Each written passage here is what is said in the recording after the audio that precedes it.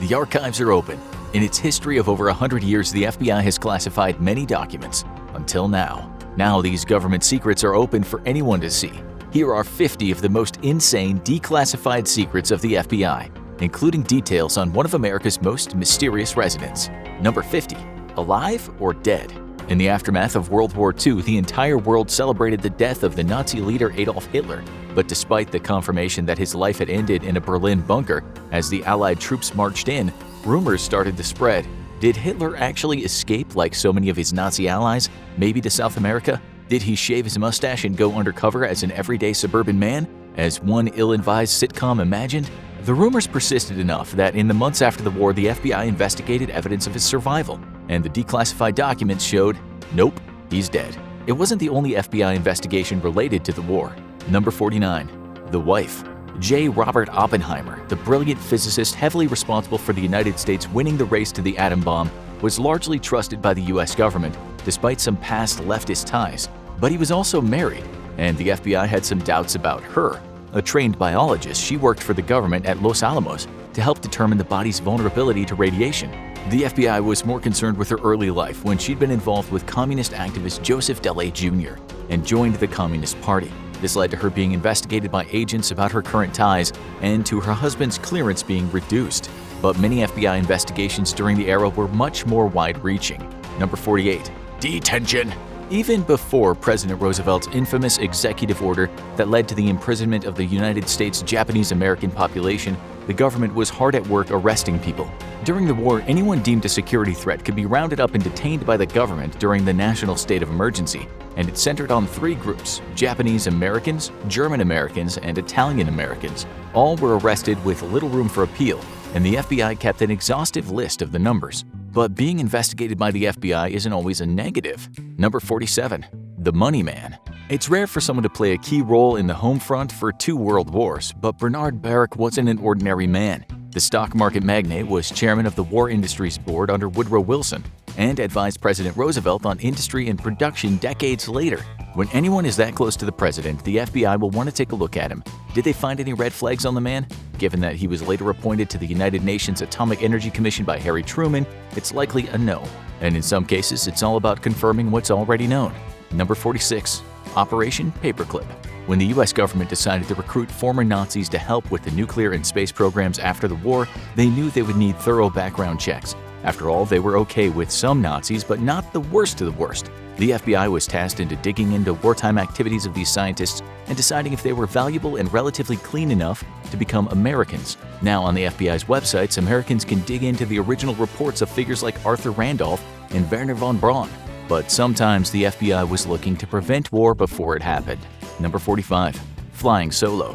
While the US never went to war with the Soviet Union, paranoia was high about the communist nation infiltrating and sabotaging the Americans. That's why the FBI created Solo, an intelligence effort that spanned 2 decades. It's placed agents within the Communist Party of the United States to discover if they were passing information to communist nations like the Soviet Union or China. The operation was largely headed by 2 agents, now declassified as Russian Jewish immigrants Morris and Jack Childs, whose background gave them the skills needed to infiltrate Russian communist enclaves. But not every espionage investigation is above board.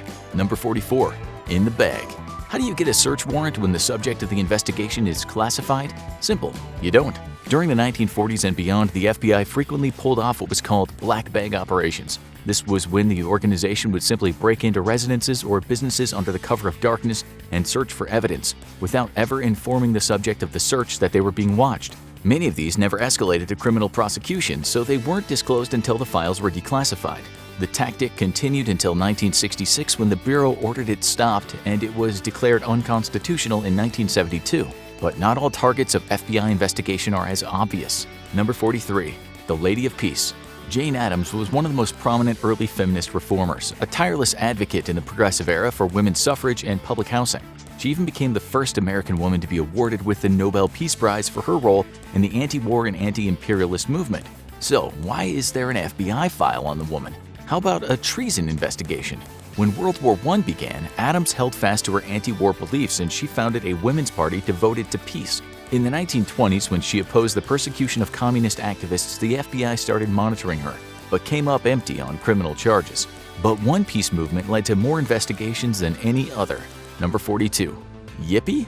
The Vietnam War was deeply controversial, and many anti-war activists wound up being investigated by the government. Chief among them was Abbie Hoffman, whose brushes with the law would lead to what became known as the Trial of the Chicago Eight.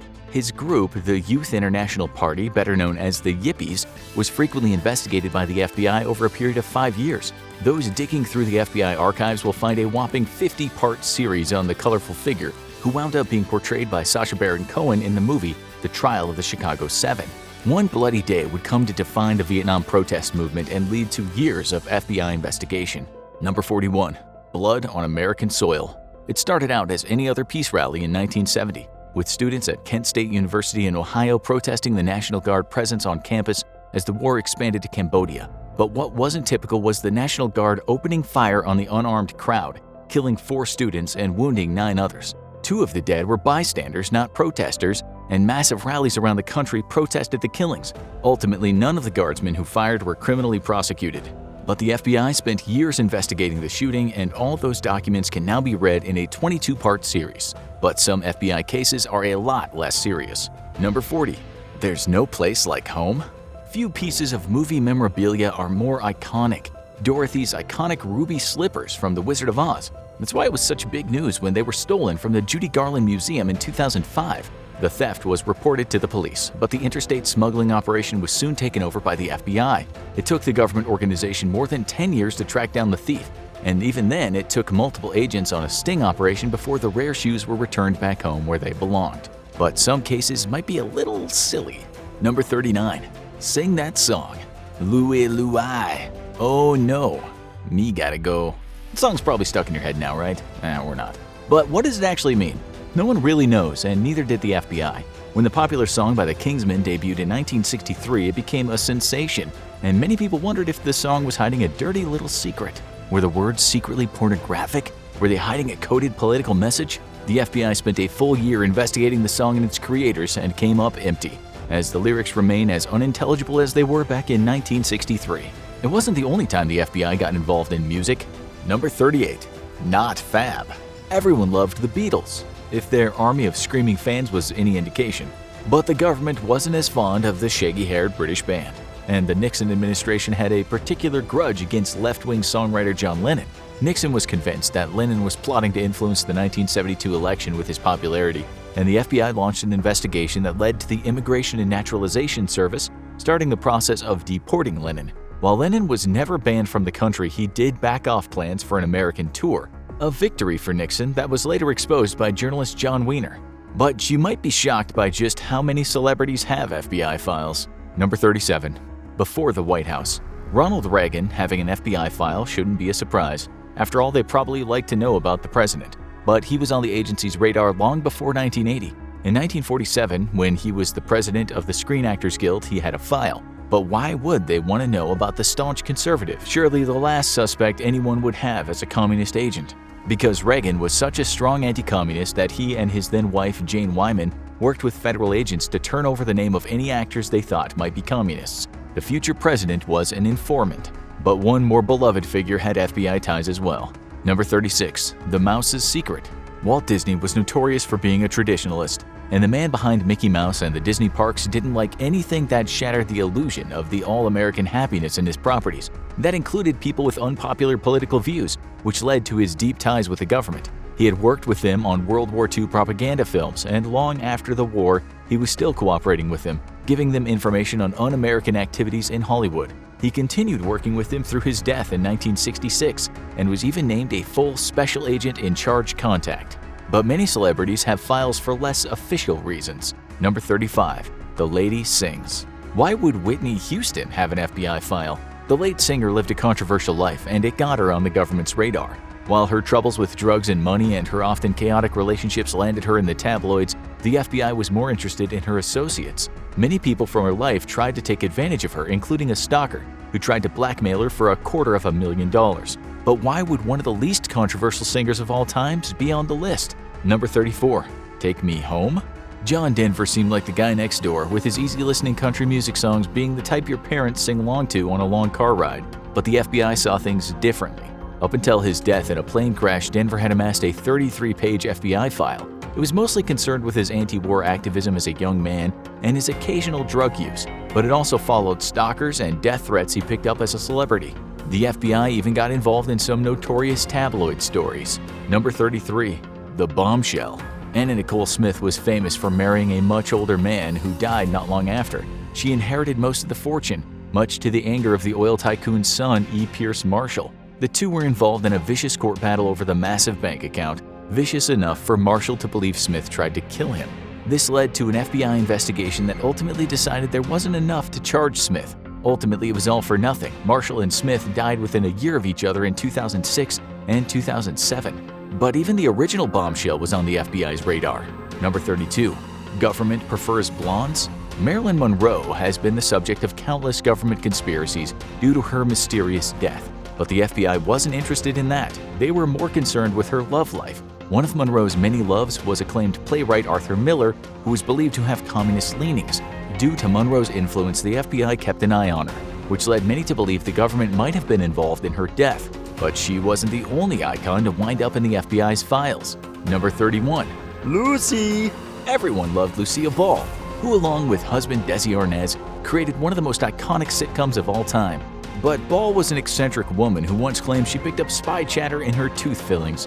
The FBI was more concerned with her political leanings, as the comedy star had been affiliated with the Communist Party in the 1930s. Ball was repeatedly interviewed and denied having any ongoing communist affiliations. While she was never placed on the notorious blacklists of the 50s, her file grew to 156 pages. But some stars had a rougher road with the FBI. Number 30. Hardly Silent. Charlie Chaplin was best known for the physical comedy and for famously opposing Hitler with his silent film The Great Dictator. But he was anything but silent off the screen. He was a political activist who was believed to be a communist sympathizer. Chaplin was a British citizen who worked a lot in the United States, and J. Edgar Hoover wanted to make that more difficult. He even famously blocked Chaplin's return to the US in 1952, which led Chaplin and his wife to depart for Switzerland permanently. This next target wasn't afraid to fight back. Number 29. Turnabout is fair play. Truman Capote likely expected to be investigated by the FBI. After all, the author behind Breakfast at Tiffany's was a well-known left-wing activist who supported Fidel Castro in Cuba and exposed the injustices of the U.S. justice system. But why did the colorful author have a 200-page FBI file? That might be because he made a personal enemy of J. Edgar Hoover by spreading rumors that the FBI chief was in a homosexual relationship. Sometimes it's not anything someone does, it's what the FBI thinks they can get. Number 28. Hard Rock. Rock Hudson was one of the first true matinee idols, a handsome movie star who became a sensation in the 60s, but he had a secret, and the FBI was ready to take advantage. Hudson, a closeted gay man, was interviewed by the FBI, and the 34-page FBI file can be accessed online, but not all of it. The file is still heavily redacted, which has led many to wonder what the FBI wanted with Hudson, who famously became one of Hollywood's first AIDS casualties. Sports brought a surprising number of figures to the FBI's attention. Number 27. The Breakthrough. Few figures in American history have become more universally loved than Jackie Robinson, the man who broke Major League Baseball's color barrier. But after his accomplishment, Robinson refused to be quiet and play ball. He became involved in the civil rights movement and supported presidential candidates from both parties. But what got him on the FBI's radar was his support of a Harlem facility for the International Workers' Order, which had supposedly had communist ties. But one sports icon was on the FBI's radar for far less savory reasons. Number 26. Shame of the Yankees. George Steinbrenner was many things, including the owner of the Yankees during one of their most successful periods, but he was also a notorious crook. He made illegal donations to Nixon's re-election campaign, wound up paying a $15,000 fine, and then campaigned to be pardoned of the charges. While he eventually got his wish, his shady financial dealings led him to have an extensive FBI file from 1986 to his death in 2010. Sometimes people get investigated before a big promotion. Number 25. The man for the jobs? Steve Jobs is a big name to anyone who loves their Apple computer or iPad or iPhone, but he was on the government's radar as early as 1991. George H.W. Bush was considering appointing him to the Export Council, and the FBI conducted routine background checks. What they found wasn't routine, and it likely torpedoed his appointment. Not only did they find out that he experimented with LSD as a teenager and spoke positively of the drug, but many people stated that they believed Jobs was a serial liar and a manipulator. But why would the FBI investigate Helen Keller? Number 24. Silent No More. Most people know Helen Keller as the young deaf-blind child who was taught to communicate by vision-impaired schoolteacher Annie Sullivan. But as soon as Keller learned to communicate, she was determined to never be silenced again. She became involved in feminist causes, opposed President Wilson's policies, and even co-founded the American Civil Liberties Union. A proud socialist, she quickly wound up on the government's radar where she has a 45-page FBI file, something she would no doubt be proud of. But many of the FBI's files were about the infamous, not the famous. Number 23. The Big Man. Few names appear in the FBI's archives more than Al Capone, the legendary Prohibition-era gangster. While Capone's most storied opponent was Agent Elliot Ness, Ness never worked for the FBI, but the Bureau was keeping tabs on him anyway. Capone was ultimately tripped up not by his smuggling and mob activities, but because he underpaid the government and was nabbed for tax evasion, something the FBI's 36 files on him no doubt caught. Even Supreme Court justices could be on the Bureau's radar. Number 22. The Good Judge. Thurgood Marshall had a complex life, rising from being a civil rights activist and lawyer to becoming the first black judge on the Supreme Court. But his FBI file doesn't look the same as most activists. As an early member of the NAACP, Marshall knew that he would be spied on. That's why the savvy scholar reached out to J. Edgar Hoover in the 50s and met with the FBI leadership. By providing information to them, he helped protect the organization from accusations of being a communist front. But not all judges had such a stellar reputation. Number 21. The Bad Judge? When Abe Fortas was appointed to the Supreme Court by Lyndon Johnson in 1965, he was already a close ally of the president, maybe too close. He was plagued by rumors of obstruction of justice, and when he was going to be elevated to Chief Justice after only 3 years, the investigation picked up heat. The FBI's files showed that he had been the target of serious threats. Ultimately, his nomination for Chief Justice failed, and Fortas resigned from the court. And some cases are more by public demand. Number 20. Where did she go? When Amelia Earhart disappeared during her attempt to be the first woman to fly across the Atlantic Ocean, it was highly unlikely to be a criminal case. Everyone believed that she had encountered some mechanical or weather trouble and likely crashed, never to be seen again. But that didn't stop the iconic airwoman's 1937 disappearance from being looked into. Countless Americans wrote into the FBI asking for assistance in finding her. And while there was never an investigation, her file mostly consists of those letters. It wasn't the only disaster to get an FBI investigation. Number 19. Up in Smoke. The Hindenburg Zeppelin disaster became one of the most famous air disasters of all time when the massive airship caught fire, killing 35 people. While it's now considered a tragic accident, the FBI initially investigated it for sabotage.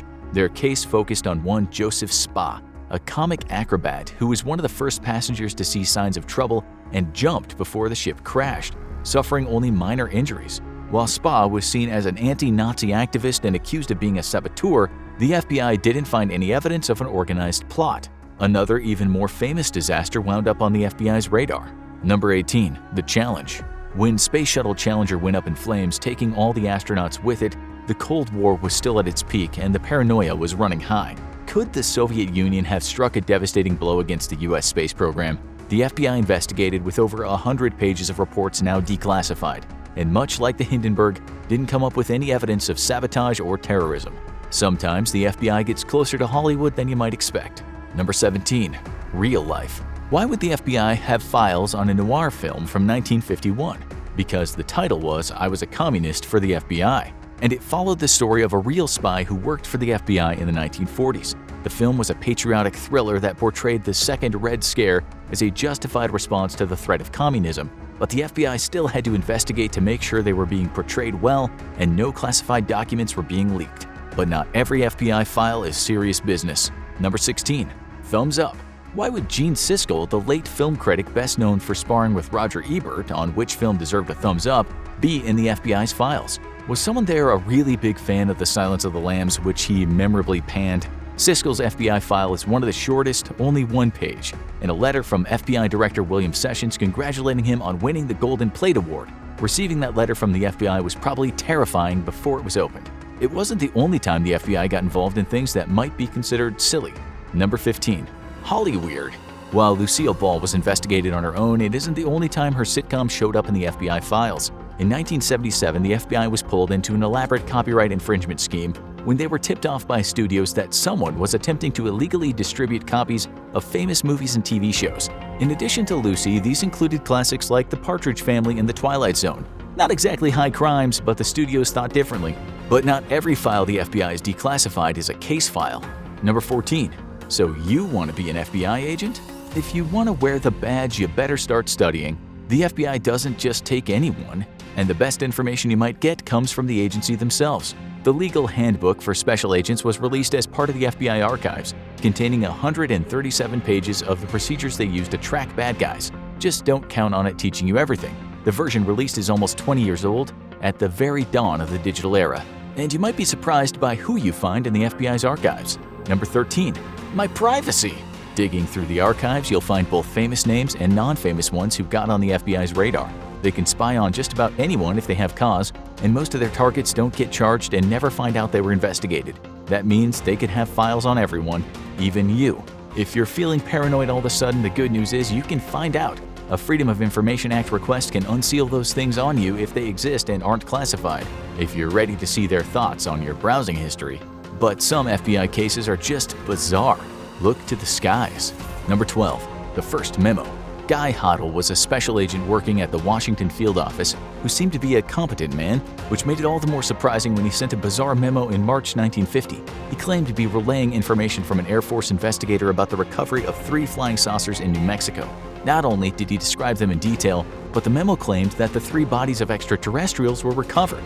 Needless to say, no evidence of this was ever confirmed. But it wouldn't be the only investigation into UFOs by the FBI. Number 11. The Con Man. Silas M. Newton was already a powerful man in the oil industry when he contacted the FBI. He claimed to have a device that could find minerals and oil in the ground and was generally regarded as a charlatan. That didn't stop him from claiming he had seen a flying saucer crash land on his territory in 1950. No evidence of it was ever found, and he later changed his story. The FBI's 6-part file on him covers almost 20 years of con artist tactics, but it hasn't stopped UFO fans from using him as a source. But was the FBI really concealing the truth? Number 10. Not so majestic. It was one of the biggest bombshells in the search for UFOs. A document titled Operation Majestic 12. Sent to 2 different FBI offices, it revealed a conspiracy dating back to the Eisenhower administration to recover and investigate alien spacecraft and conceal it from the public. The 22-page memo would have been the biggest scandal in government history if it was real. An investigation revealed it to be a forgery, and it was uploaded with one additional word: bogus. But some famous UFOs were investigated. Number 9. What happened at Roswell? For over 70 years, the events in Roswell, New Mexico have fascinated the public. And while it's been exaggerated in many ways, there was a real event, and a 1-page FBI memo describes it. People reported a mysterious flying disc shaped like a hexagon and suspended from a balloon. Not exactly the massive alien spacecraft, with many people thinking it resembled an odd weather balloon more than an invasion. One particularly terrifying phenomenon wound up on their radar. Number 8. Those poor cows. In the 1970s, western and prairie states found themselves dealing with a rash of animal mutilations, mainly cattle. The animals often had odd sigils carved into them and seemed like they'd been mauled by some sort of machine. At least that's what the description said. While many possible causes that weren't alien were proposed, including satanic cults, no answer to the disturbing phenomenon was ever found. It was enough to get the organization to actually start a new division. Number 7. Look to the skies. There were enough reports of strange sights in the sky that a new organization was founded, the National Investigations Committee on Aerial Phenomena. Starting in the 1950s, it worked with the FBI to share reports of unexplained flying objects and determine possible causes. While the correspondence didn't actually result in any UFOs being discovered, the Bureau continued working with them as well as cooperating with the Air Force on a project titled Project Blue Book. But did the FBI ever crack the code of the country's most notorious location? Number 6. Let's break in! Sure, a bunch of guys on the internet thought that they could break into Area 51 and free ET, but we're no closer to figuring out exactly what's in there. Does the FBI archive help with that? Not really. Area 51 isn't under their jurisdiction, and most people working there might not even know. To get some clues, you'd have to look at their rival agency, the CIA, which did actually mention Area 51 in some documents, with no details, and no hints at what might be inside. But the FBI did investigate some seriously bizarre things. Number 5. Mind readers? Is ESP a real phenomenon? Are there actually people who can read minds and predict things before they happen? The FBI Vault states that ESP is considered a perception of information about events beyond what can be learned from the senses or past knowledge. It's a vague phenomenon, and the investigation didn't make it any clearer. They spent 3 years and likely a lot of money to determine there was no scientific support for ESP. And sometimes the FBI might be its own worst enemy. Number 4. The rivalry. The FBI handles domestic affairs and the CIA handles international affairs. You'd think that that'd make them natural allies, but it doesn't always work out that way. The two agencies can be bitter rivals and hesitant to share information. That often leads to missed opportunities for cooperation, especially in cases where international threats are plotting against the United States homeland, like what happened on 9/11. And what does the FBI say about that fateful day? Number 3. The 9/11 files. Few files were more anticipated for declassification than the first documents on the September 11, 2001 attacks. Particularly, many people were wondering if it would shed light on possible involvement by the Saudi royal family in the attacks, and other conspiracy theorists wondered if they would reveal that the US government was involved. The documents shed some light on intelligence failures but didn't implicate anyone new. Sometimes Hollywood doesn't live up to the hype. Number 2. Declassified. When CBS announced a new documentary series titled The FBI Declassified in 2020, many people wondered how they could get away with it. Were they sharing government secrets? Would the FBI break down the door mid-broadcast? Turned out the answer was no on all accounts. The 6-episode documentary shared profiles on some well-known cases, but didn't declassify anything, which probably accounted for the low ratings. But one case might be more mysterious than any other. Number 1. Getting hairy. There is no American legend that fascinates people more than Bigfoot. Is there really a giant hairy humanoid lurking in the woods? The rumors were enough that the FBI actually investigated the legend in the 70s, combing the woods for evidence of hairs, footprints, and waste material. In 1976, they actually did find long hairs that couldn't be matched to any species. The declassified investigation was declared inconclusive, which was more than enough for true believers to say the truth is out there.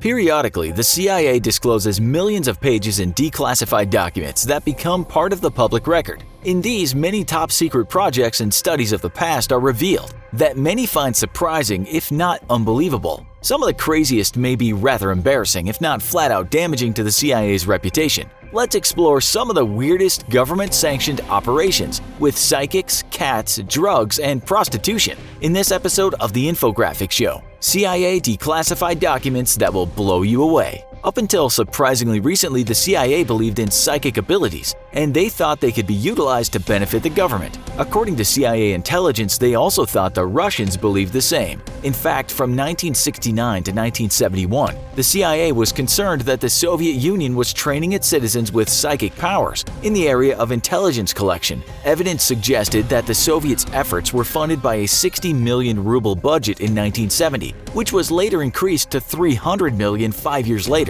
In alarm, the CIA concluded that efforts must have been met with success to justify this additional expenditure. Not to mention the large number of suspected technicians and scientists involved. The CIA decided that for their country's future security, they too needed to investigate psychic powers. To this end, the CIA created several programs to study remote viewing, or the ability of an individual with psychic abilities to perceive something that a normal person cannot, because it's obscured from view, far away, or happened at another point in time. In other words, something understood using only their minds and without the use of sight, hearing, touch, taste, or smell, and in absence of being given any information via person or device or the use of simple logic. According to declassified documents, the CIA believed that every person possessed this ability to some extent as a means of self-preservation, and that though this talent is generally underdeveloped in the general population, it can be strengthened and utilized successfully with the correct training. The use of remote viewing by the US government had 3 given benefits: that it was a talent that required little action on behalf of the viewer, had minimal associated costs, and as far as the CIA knew, could not be prevented or defended against. It first explored this concept in 1972 at the Stanford Research Institute in California under program Scanate. It began with just a couple seemingly psychically gifted individuals, including a New York artist known as Ingo Swann, who was a Scientologist. In fact, many of the other study subjects were Scientologists as well. All trainees were required to have a 65% psychic accuracy rate, and those involved claimed to surpass this minimum over the course of their training. In other words, things looked quite promising. The CIA also reached out to television personality Uri Geller, who had made himself famous by allegedly bending spoons with his mind. They tested Geller's ability in 1973. To do this, the CIA placed him in a room shielded from sight, sound, or electricity. They then picked a random word from a dictionary, illustrated its meaning, and taped it to a wall outside of the room Geller was in. For the word fuse, the experiments drew a firecracker, and Geller sketched a drum, or as he described it, a cylinder object that made a sound. For the word bunch, experimenters drew 24 grapes. So did Geller. 24 of them exactly. However, when a scientist later drew a picture of a rabbit, Geller was unable to replicate anything similar. It wasn't his only failure. Though his initial experiments still convinced the CIA of his gift, others later labeled him as a fraud. Then came projects where this supposedly effective skill was applied in sensitive matters of government security, such as the proposed 1977 Gondola Wish program, thought up by the Army Assistant Chief of Staff for Intelligence. The given purpose of the program was to train personnel to collect sensitive intelligence using psychic abilities and thereby determine potential threats, weaknesses, and methods for defense. When it became operational the following year, it was given the name Project Grill Flame, and its research was conducted at Fort Meade in the state of Maryland. Eventually, journalist Jack Anderson got a hold of the information about these CIA-endorsed psychic experiments and wrote about them in April of 1984. That same year, the National Academy of Sciences National Research Council gave its opinion, and it was not a flattering one. Unsurprisingly, the Army's funding was cut. However, that didn't stop the experiments, which were renamed and transferred elsewhere. By 1991, the latest program was codenamed Stargate. Stargate and its supporting research cost the U.S. government $20 million and included 40 personnel, 23 of which were remote viewers. 3 of these psychics worked at Fort Meade for years and were consulted by different government agencies on a need-by-need basis. During its run, Stargate claimed to have many unbelievable or 8 martini successes, after which those involved downed 8 beverages in order to calm down. Among other promising finds, one remote viewer was able to narrow down where a Soviet bomber had crashed in Africa, only missing the exact mark by a few miles. Another predicted that a Soviet submarine with 20 missile launch tubes would be sent out in 100 days, and 2, one of which fit the viewer's description, was seen 120 days later. When asked about Libyan chemicals, a remote viewer thought a ship called either Patua or Potua would go from Tripoli to Libya with them in his cargo. A ship called Batato did sail that route. However, what exactly it was carrying was never determined. Psychics supposedly helped with the identification of tunnels and underground structures in Iraq as well. There were even rumors that they hinted at the location of Saddam Hussein in Iraq, though this has never been unquestionably verified. However, for these successes, there were many flat-out failures as well. In 1974, a viewer asked to describe a Soviet airfield got minor details correct, but several additional ones wrong. Psychics were also unable to locate any plutonium in North Korea when asked in 1994. A statistician found that psychics working for the government had given correct information just 15% of the time, and incorrect details the remaining 85%. Similarly, a psychologist asked to evaluate their findings had little favorable to say. As a result, the American Institutes for Research recommended termination of the program in November of 1995. However, as crazy as trying to get information on Russian or other types of targets with the use of psychics may seem, the CIA has done other odd things as well. For example, the US government at one point tried to get recordings of critical intel by using a microphone-wearing animal according to a declassified 1967 memo. This plan, called Project Acoustic Kitty, was also thought up during the Cold War era as a way to spy on the Soviets, specifically on the Kremlin and those in embassies. And the CIA planned to train cats, renowned for taking direction from no one or anything save their stomach and insatiable curiosity to do it. The project started with one cat and a recording device. According to diagrams, a radio transmitter was inserted in the back of the cat's head and a microphone was placed in its ear. The power supply was embedded beneath its fur and down the front of its body, and an antenna ran along its spine to its tail. The operation to attach the device took approximately 1 hour to complete. However, the project itself took 5 years. It was difficult to determine the best placement of each piece of the recording device, or come up with one that could be both functional and indiscernible once attached. Then, of course, the cat also required training. However, despite their best efforts, the feline failed to cooperate. While this comes as a surprise to no cat owner anywhere, it apparently was unanticipated by the CIA. The cat would get easily distracted by things around it or wander away to get food, instead of focusing on the key objective during training. Then there was also its first official mission, which was a dismal failure. The cat was sent to spy on 2 men seated on a bench, but it was instead hit by a car while crossing the street. After years of hard work and $20 million of government money, Project Acoustic Kitty was, for obvious reasons, discontinued. While the death of the cat was unfortunate, there was no scandal when it died, and Project Acoustic Kitty ended. The same could not be said for MK-Ultra, another CIA project that resulted in a congressional hearing when it was not cats but human beings involved in questionable experimentation.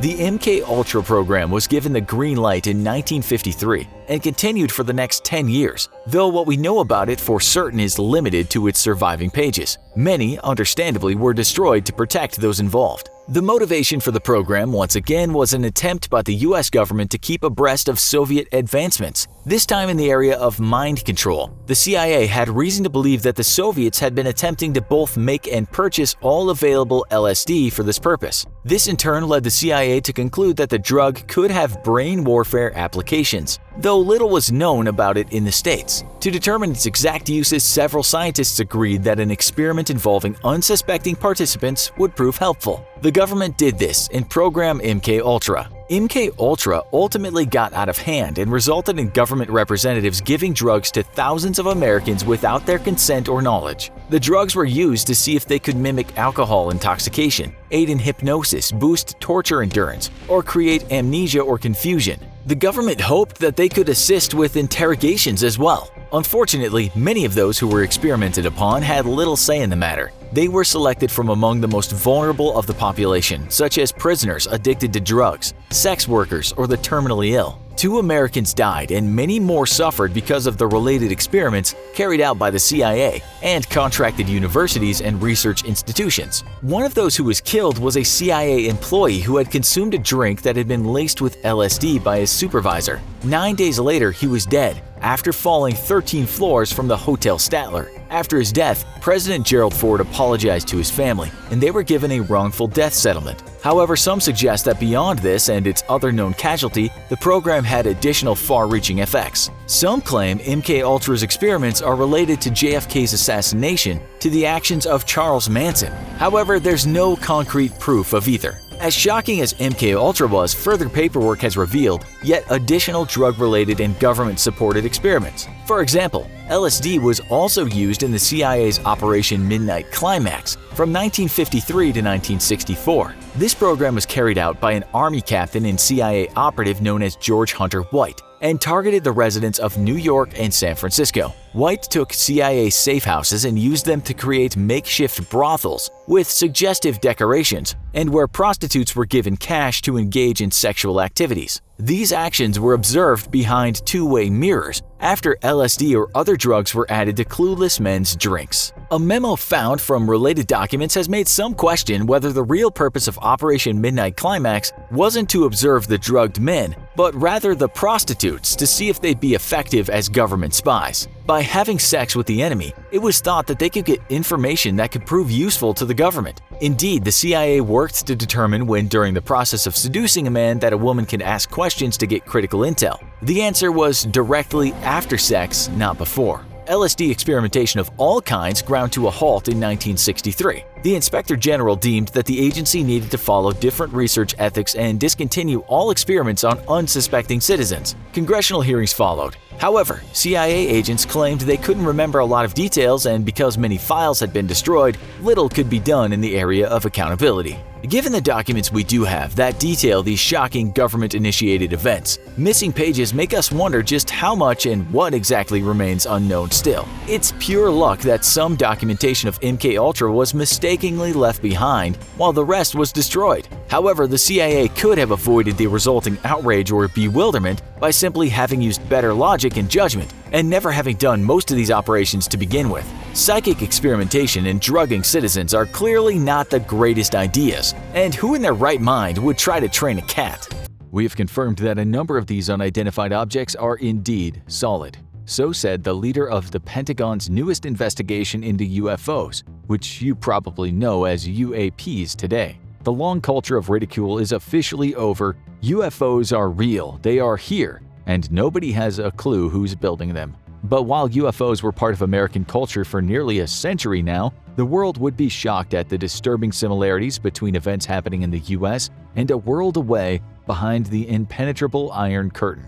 The secrecy is over, and what has come from declassified sources both within the former Soviet government and the CIA itself is nothing short of terrifying. Soviet sightings of UFOs run as long as sightings in America, but most Soviet citizens had no clue what was going on in their own backyards. Thanks to a strict culture of secrecy and censorship, it wasn't until Glasnost started to open Soviet society up that the lid on the Soviet UFO secret finally came unscrewed. Some news outlets purposefully dramatized relatively ordinary events as they exercised newly found freedoms and pushed just to see how far they could take things. However, there were plenty of very real UFO-related events happening, and some were high-profile enough to catch the attention of CIA spies behind the Iron Curtain. On January 29, 1986, at 7:55 p.m., a quote, amazing event occurred on Hill 611 near the village of Dalnegorsk in Primorsky Krai.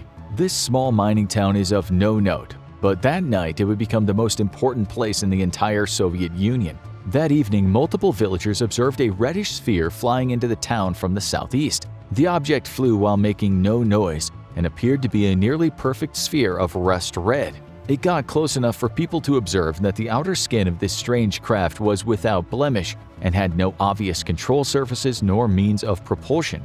For a while, the object hovered up and down over the village, moving at a relatively slow pace. As it ascended, it would glow brighter before dimming as it descended. Suddenly, the object appeared to be in distress. All witnesses interviewed later by Soviet authorities recalled just how the object jerked or jumped suddenly, then fell like a rock straight down onto Hill 611. Witnesses heard a dull thump as it impacted and then began to burn intensely for an hour.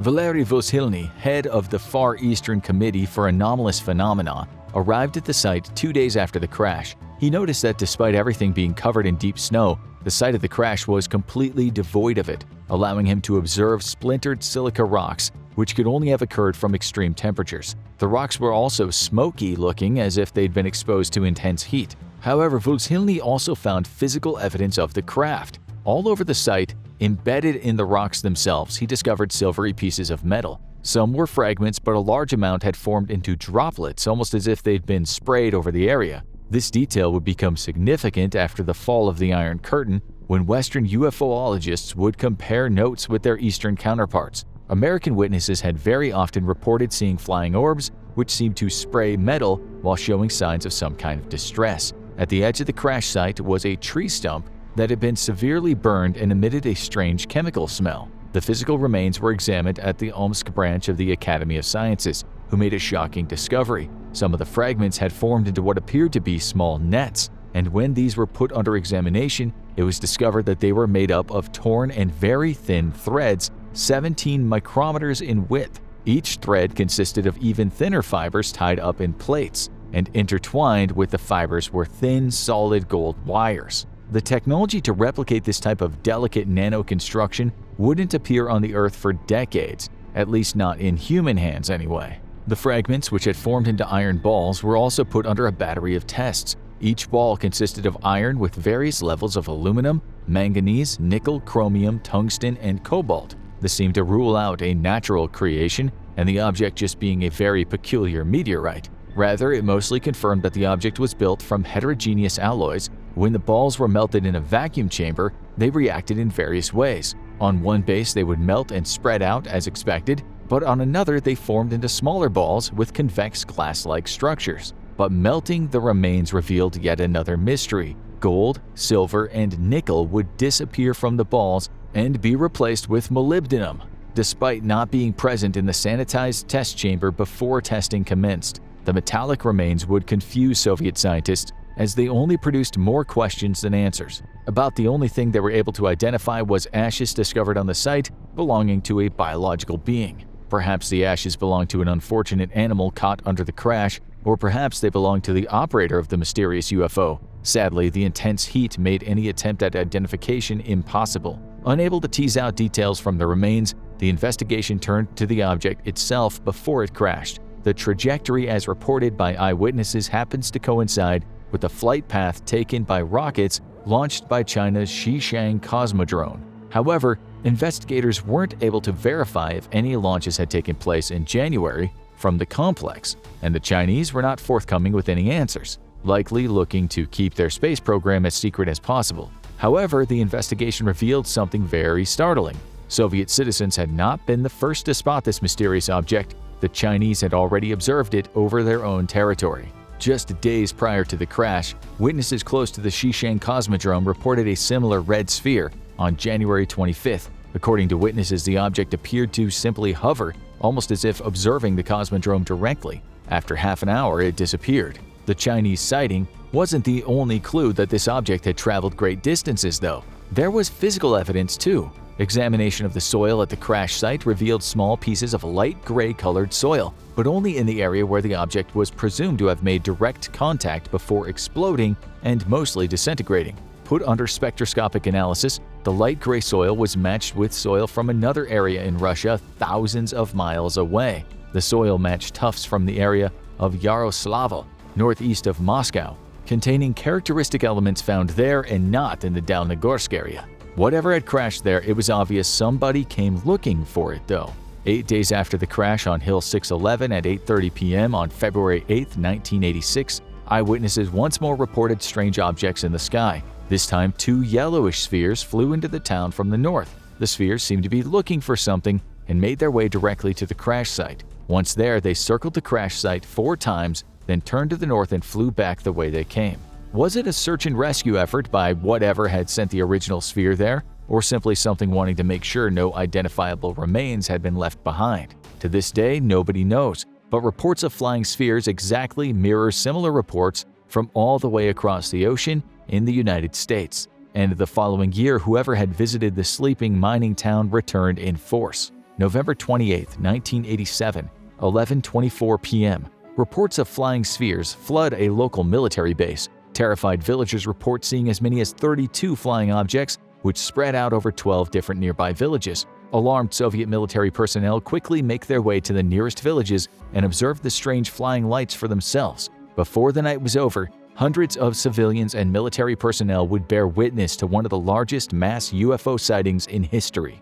The objects appeared specifically interested in Dalnogorsk, and 13 of them broke away and flew directly to the mining village. Once there, 3 of them hovered stationary over the village, while 5 seemed to illuminate the nearby mountain and crash site. They appeared to move with no discernible propulsion and made no noise, hovering at varying altitudes between 150 and 800 meters. As the lights flew over homes, people reported disturbances of their electrical equipment. Ministry of Internal Affairs officers would later testify that they observed multiple objects at 11:30 p.m. One object flew toward them from the direction of the Gorley settlement, leaving a, quote, fiery flame behind it. At the head of the flame was an opaque sphere, and within that sphere was another smaller red sphere. At a local quarry, eyewitnesses observed a large cylindrical object the size of a 5-story building flying directly toward them. The object was around 200 or 300 meters, with the front lit up like burning metal. Terrified that the object was going to crash into them, many of them fled for shelter. The quarry manager observed the object moving at an altitude of about 300 meters. Large and cigar-shaped, the description would also precisely fit that given by American and Western European witnesses of very similar objects. The object appeared to fly without the aid of wings and no discernible propulsion, making no noise as it flew over the quarry. Nearby, a kindergarten teacher observed a dark metallic-looking elongated object she estimated at 10 to 12 meters long. The object appeared to be in front of a bright, blinding sphere of light that hovered noiselessly at the height of a 9-story building. The object hovered over a school and shot a half-meter-wide violet-bluish ray down at the ground in front of the school. The teacher remarked that the objects caught in the ray did not create shadows as would be expected if they were being illuminated from above. The object then departed the school and moved to a nearby mountain. According to her, the object appeared to be searching for something, emitting a reddish projector-like light onto the mountain. Finally, the object simply departed by flying over the mountain and out of sight. The crash and subsequent UFO invasion of Dalnogorsk would remain secret for years, but once it made its way into the West, the similarities between this event and multiple similar events in the US would convince researchers that Americans and Soviets were both observing the same mysterious phenomenon. Cigar-shaped objects and mysterious balls of light are a commonly reported type of UFO in the US for decades, and multiple eyewitnesses have reported what they thought were malfunctioning air or spacecraft of some kind which bobbed up and down as reported by the Dalnegorsk witnesses, while emitting a shower of what appeared to be molten metal. Curiously, some of the craft described by the Dalnegorsk witnesses bear a strong resemblance to the infamous U.S. Navy Tic Tac video, filmed by fighter pilots intercepting an unidentified aircraft over the Pacific Ocean. But this isn't the only parallels between Soviet and American UFO sightings, because while America had Roswell, the Soviets also had their own close encounter with alien beings, and their encounter had more and better witnesses than Roswell. It is not a joke nor a hoax nor a sign of mental instability nor an attempt to drum up local tourism by drawing the curious, so said the Soviet state press agency TASS, discussing a UFO close encounter in 1989. According to the official report, 2 boys and a girl from a local school were playing in a park on the evening of September 27th.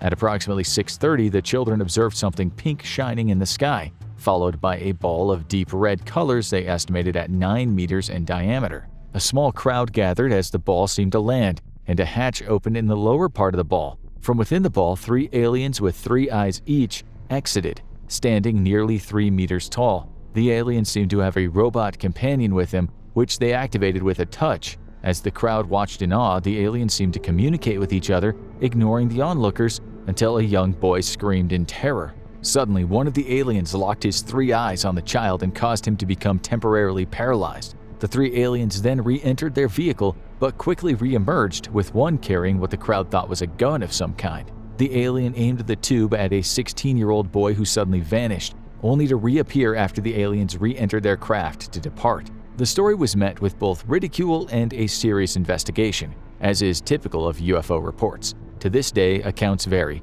A Soviet evening news correspondent dispatched to the town with a film crew failed to find any eyewitnesses to the aliens except for the children. However, they did speak with the local police chief, who confirmed one important detail of the account. He too had seen a large, silently flying craft shortly before the alleged landing took place. Soil analysis discovered high concentrations of radioactive isotopes in the landing area, but this proved inconclusive, as after the Chernobyl disaster it was not uncommon to discover small pockets of highly concentrated radioactive isotopes. However, what's curious is that if it was a hoax, the children just happened to pick a landing spot with said high concentrations of isotopes, which would require analysis in a lab to even identify.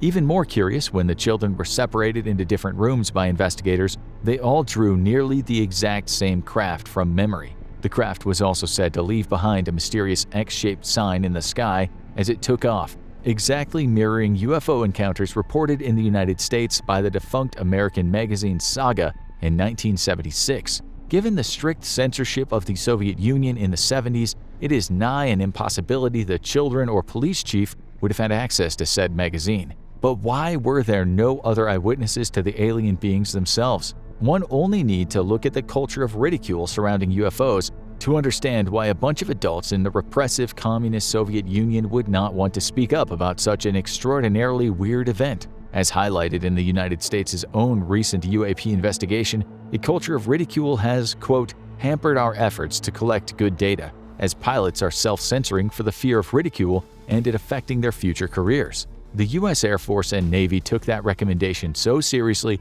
that they immediately instituted new guidelines for reporting UFOs, ending the infamous century-long culture of ridicule that silenced witnesses even amongst America's most elite military units. Soviet pilots, however, were long reporting UFOs and on occasion even being killed by them.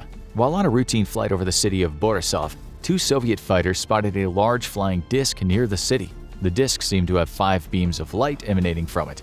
2 were directed upwards into the sky, and 3 were pointed down at the ground. Ground control instructed the patrol to fly in for a closer look, an act that would doom one of the pilots. On approach, the disc suddenly flew up to match the speed and level with the lead Soviet fighter. Suddenly, it aimed one of its beams directly at the plane, filling the cockpit with blinding light. The co-pilot was at the controls, and the flight logs recorded him reporting a bright ray of light entering the cockpit and projecting a spot about 20 centimeters in diameter. This ray of light swept across the cockpit and directly through the pilot's body. With both pilot and co-pilot reporting extreme heat, the plane broke off and returned to base immediately. Shortly afterwards, the co-pilot's health immediately deteriorated with frequent fainting spells that forced him into retirement. The aircraft commander, however, died within a few months of the incident, with the cause of death listed as cancer. This wouldn't be the only report of a UFO shooting beams of light, though. A declassified CIA report notes an encounter with hundreds of eyewitnesses, including a Major V. Loganov outside the city of Omsk. In his own official report, the Major states that he and other eyewitnesses spotted a strange object in the sky which radar could not pick up. The object passed overhead at an altitude of several kilometers, revealing a shining sphere 1.5 times as large as the current full moon. The object was casting 4 very bright beams of light, sometimes parallel to the ground and sometimes at an angle. The UFO hovered over a civilian airport for 5 minutes and even descended a bit. Suddenly, the beams of light disappeared and a whirling plume trail appeared around the shining sphere. With an extraordinary burst of speed, the object took off to the east. Pilots from a nearby second airport reported seeing the object but being unable to pick it up on their radars. Immediately relaying the sighting up the chain of command, within 5 minutes, other military personnel at Alte Krai reported having the same object under visual observation. Given the time and distance, the object appeared to have traveled 600 kilometers at a speed of about 7,000 kilometers an hour. UFO sightings were so frequent in the Soviet Union that the declassified CIA report also notes a meeting of 100 Soviet scientists from various disciplines, all meeting together to discuss the dramatic uptick in UFO sightings in the 1970s and the 1980s. It's now known that some UFO reports inside the Soviet Union were highly secretive U.S. air and spacecraft. Other sightings were misattributed to everything from secret rocket launches to failed rockets or simply spent rocket stages. However, just like multiple American UFO investigations would reveal, that still left a significant number, about 5% of sightings that simply could not be explained. And most disturbing of all were reports from Soviet nuclear facilities of unidentified craft that perfectly mirror similar reports from the United States in the same time period.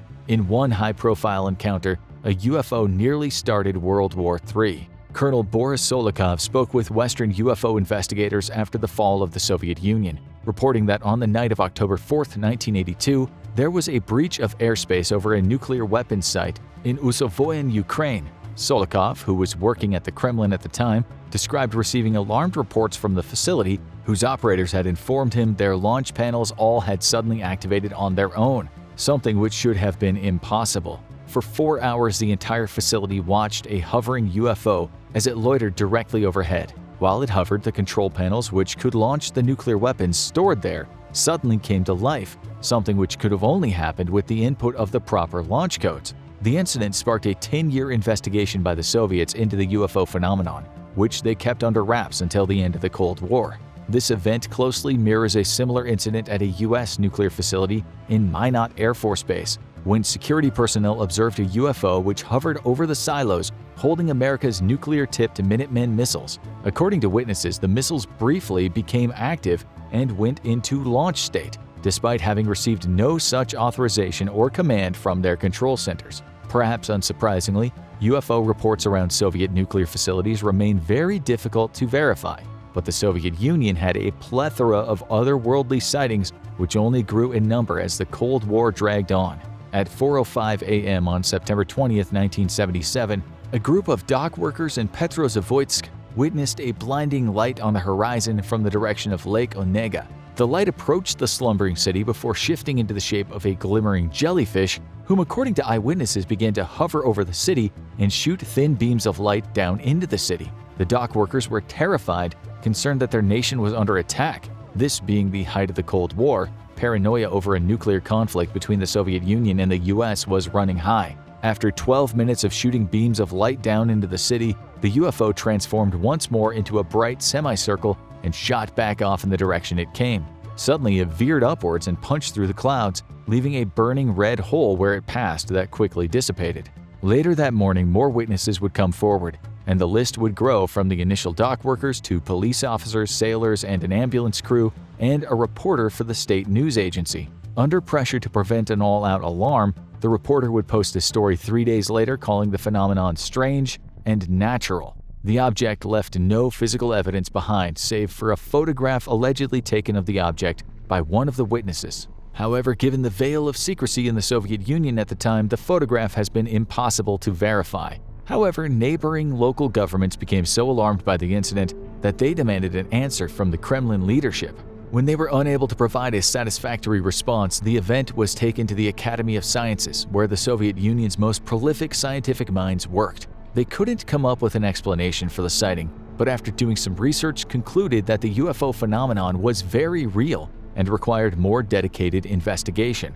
The Academy's secret investigation started a year later and ran all the way until the collapse of the Soviet Union. Unofficially known as the Network, this government-backed investigation ran for 13 years and had one goal: scientifically understand the UFO phenomenon. The network enjoyed the support of 20 different organizations staffed by specialists in physics, chemistry, optics, and spectroscopy. The initial investigation was kept top secret for two reasons. Either it would verify the existence of extraterrestrial life, or the findings could have some form of defense value. The network also had to coordinate its investigation with the Defense Ministry, a task which created some conflict. Where scientists working for the network found a mystery needing scientific investigation, the Defense Ministry simply saw a threat or potential enemy. Thus, the two sides had vastly differing approaches to their UFO investigations. Even so, the two sides worked together to gather UFO data. The network gathered reports from scientific institutes and Soviet citizens, while the Defense Ministry gathered them from within the Soviet military. Perhaps spurred on by repeated violations of their air and space by very advanced American aircraft, first the U-2 and then the Blackbird spy aircraft, Soviet soldiers were under strict orders to report all mysterious phenomenon, especially if it interfered with their equipment. This was stark in contrast to the US, where a culture of ridicule had sprung up in both the military and civilian sectors, despite multiple ongoing secret investigations by the Department of Defense. The network would go on to investigate 3,000 UFO reports, debunking all but 300 of them, which they had no explanation for. The results would mirror both the U.S. Air Force's Project Blue Book effort and the latest investigation into UAPs by the Department of Defense, but this debunking work was critical for the understanding of what was a real UFO and what wasn't, even when the Soviet Union's secrecy made such work difficult. The Petrozavodsk event, for instance, would be solved by an American engineer working for NASA, who put together the pieces missed by the Soviets. Using NASA's Satellite Tracking Center, he discovered that the Soviets had launched an object from their top-secret cosmodrome in nearby Plesetsk at 3:58 a.m. just minutes before the sighting. However, that doesn't explain the motion witnessed and attested to by many observers. Rockets can only go up, even if they do so at a very diagonal angle. They certainly can't hover, and they can't lose or gain altitude at will. Could the UFO then been a response to the top-secret launch minutes before, or was it a case of bad eyewitnesses being very mistaken about what they saw? We may never know the truth, but what we can be sure of is that something was recreating the same exact UFO phenomenon over the Soviet Union that was taking place over American skies.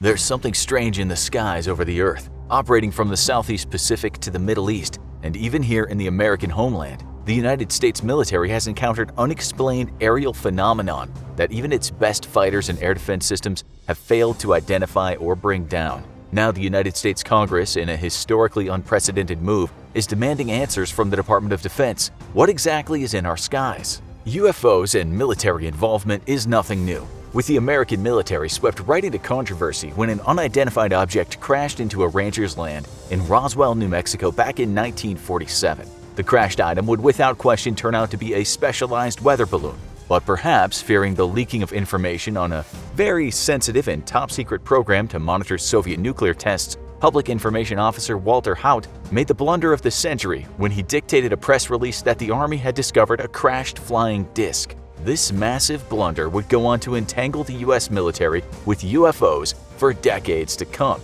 and ardent believers to this day still hold on to the belief that there really was an alien disc at Roswell, despite the rancher who had discovered the item reporting that he discovered wreckage made of, quote, rubber strips, tinfoil, paper, and sticks. He'd only start thinking about UFOs when he heard one of the many popular flying disc stories at the time. Other details, including bodies and material with magical properties, would all end up being reported secondhand. Nonetheless, while Roswell may have been a top-secret weather balloon, Americans were definitely seeing strange things in the sky. In 1952, a series of highly publicized UFO incidents over Washington, D.C. led to growing national paranoia, fueled by the highly misleading facts propagated by national newspaper chains. With fear over UFOs reaching a fever pitch, the US government consolidated several investigations into one single program codenamed Project Blue Book. This investigation would run until December 17, 1969, when the program was canceled after not discovering any credible threat to the United States of America. While Project Blue Book found that people were terrible eyewitnesses and that nearly all sightings could be explained by misidentification or natural phenomenon, the final report did admit that a small percentage of sightings were both impossible to explain and had credible witnesses. Despite this and the growing sightings of UFOs in sensitive military sites, such as nuclear weapons storage depots and ICBM fields, the official investigation was over. Then in 2020, because seriously, when else would this have happened? The doors on the UFO phenomenon were blown open once more by the shocking admission of the United States military that its fighter aircraft had indeed tracked unidentified aerial phenomenon. In a massive blow to the conspiracy theorists who claim the US government actively hides evidence of UFOs, the Department of Defense declassified 3 different videos of UFOs being investigated by American fighters. This was followed by the announcement that the Navy was installing formal guidelines for its pilots to report encounters with UFOs. All the press attention also revealed the existence of a then classified program run by the Department of Defense between 2007 and 2012 meant to study unidentified aerial phenomenon. The head of this classified program would himself go on to say the following about his findings. These aircraft, we'll call them aircraft, are displaying characteristics that are not currently within the US inventory, nor in any foreign inventory that we are aware of. Once more adding fuel to the UFO fire was the revelation that in 2019, US senators received a classified briefing on UFOs by Navy leadership, with the spokesman for the Deputy Chief of Naval Operations stating, Navy officials did indeed meet with interested congressional members and staffers to provide a classified brief on efforts to understand and identify these threats to the safety and security of our aviators, painting the UFO phenomenon as a concern to the safety of pilots. The statement may have inadvertently admitted that something was in fact being encountered by American military and civilian pilots, even if it necessarily isn't of alien origin. Given that the US recently confirmed it had already flown a prototype 6th-generation fighter aircraft, we can only imagine that part of the reason so many of these UFO investigations have remained classified is because of the need to maintain secrecy around extremely sensitive weapon systems being tested by the US military, some of which have likely been spotted by civilians who no doubt thought they were looking at alien aircraft, similar to the way that the flight tests of the B-2 bomber and F-117 during the 80s led to an avalanche of UFO reports. Yet it seems that the American Congress is not satisfied with the answers it's received so far, and now it's official. The American military has 180 days from the start of 2021 to give a detailed and complete disclosure on the UFO phenomenon. For conspiracy theorists everywhere, it's time to rejoice, as the congressional mandate dictates that the report must be unclassified and thus available to the public. The report instructs various intelligence agencies and the military to analyze in detail UFO data and intelligence gathered by the Office of Naval Intelligence and now defunct Unidentified Aerial Phenomenon Task Force and the FBI. UFO reports are actually nothing new, with curious congressmen and women occasionally tucking in provisions for mandatory briefs on the phenomenon into funding bills.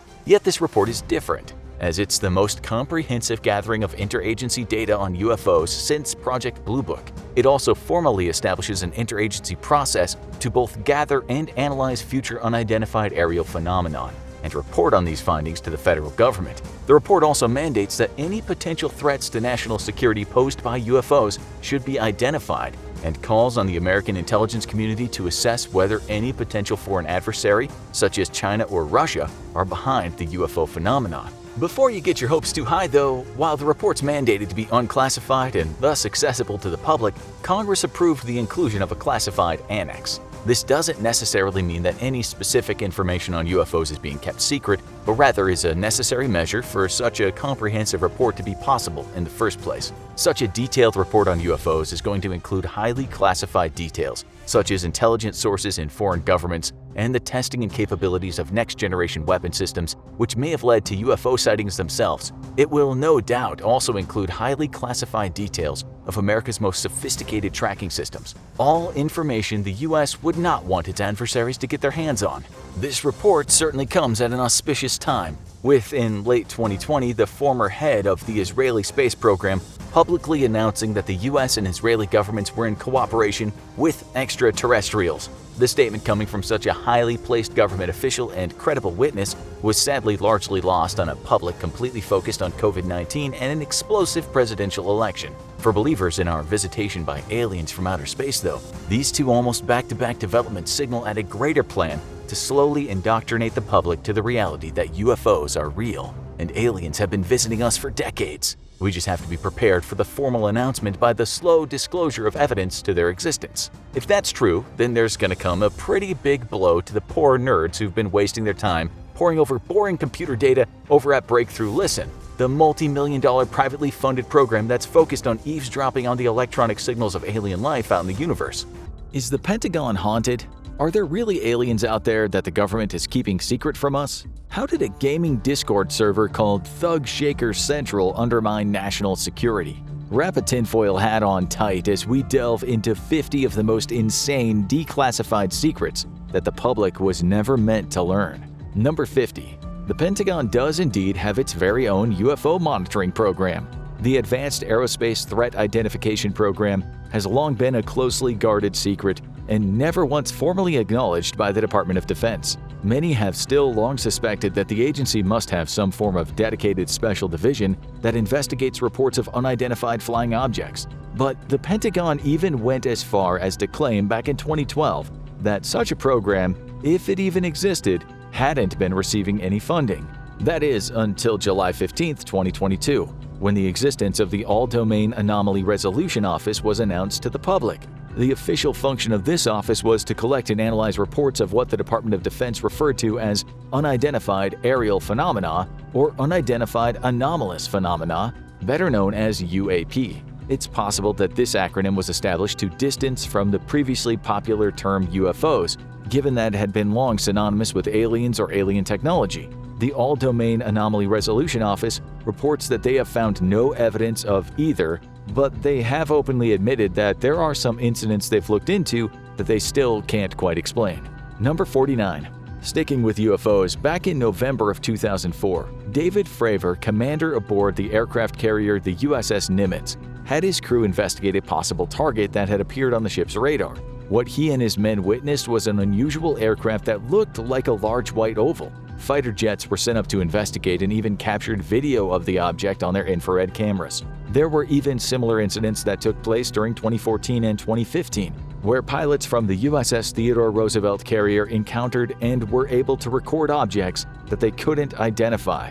These videos of what have since been referred to as the Nimitz UFO encounters are astonishing to those who believe in the existence of aliens. However, many have speculated that there could be much more to those incidents. Adding fuel to the fire, direct witnesses have claimed that there is a longer video that still has not been released by the Navy that apparently depicts the unidentified white object performing a number of aerial maneuvers thought to be physically impossible.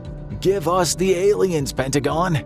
I recently noticed that I was getting a ton of unwanted spam calls. After a simple search of my phone number online, turns out that it was posted everywhere. No wonder this had turned into such a nightmare. I'm sure many of you have had the exact same experience. The internet is a vast place, and it's staggering how much of our personal information, like phone numbers and email addresses, is out there without our knowledge. This is where Aura, the sponsor of today's video, comes into play. Aura is all about protecting your personal data online. Data brokers are these companies that collect and sell our personal information, feeding into those endless spam calls and emails. Aura specializes in identifying these data brokers and getting your information off their lists. They work tirelessly to opt you out from these brokers, significantly cutting down those annoying calls. What I love about Aura is that it's not just about managing spam calls. They offer a wide range of features, including monitoring for data breaches on the dark web and even recommendations on how to respond if your data is compromised. Just the other day, Aura alerted me that my email was part of a data breach,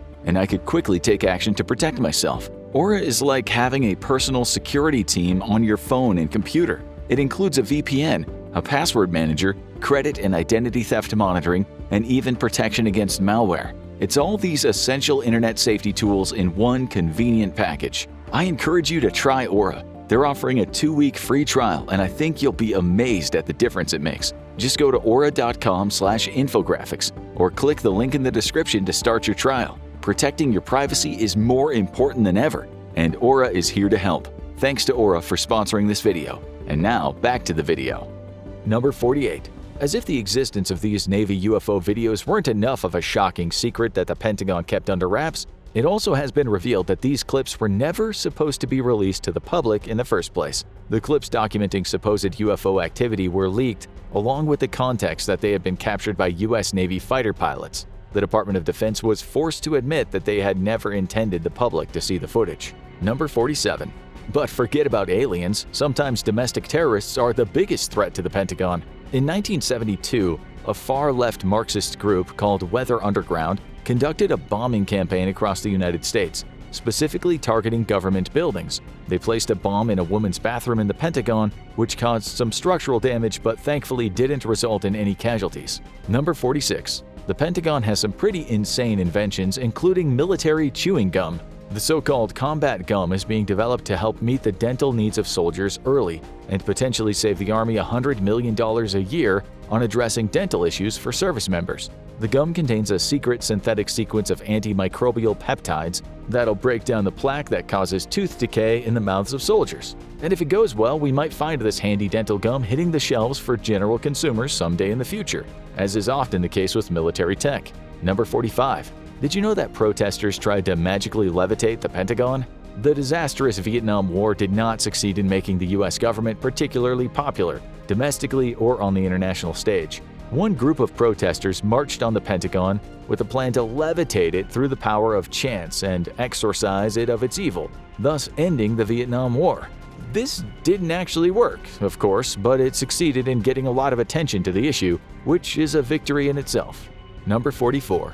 The Pentagon helps movies that paint the military in a positive light. Movies like The Sum of All Fears, Battleship, the Top Gun movies, and many of the films from the Marvel Cinematic Universe were given both financial assistance and access to resources and technology from the U.S. military. Some movies that paint the armed forces in a more critical light are likely to be denied assistance from the Pentagon, including anti-war movies like The Deer Hunter and Platoon.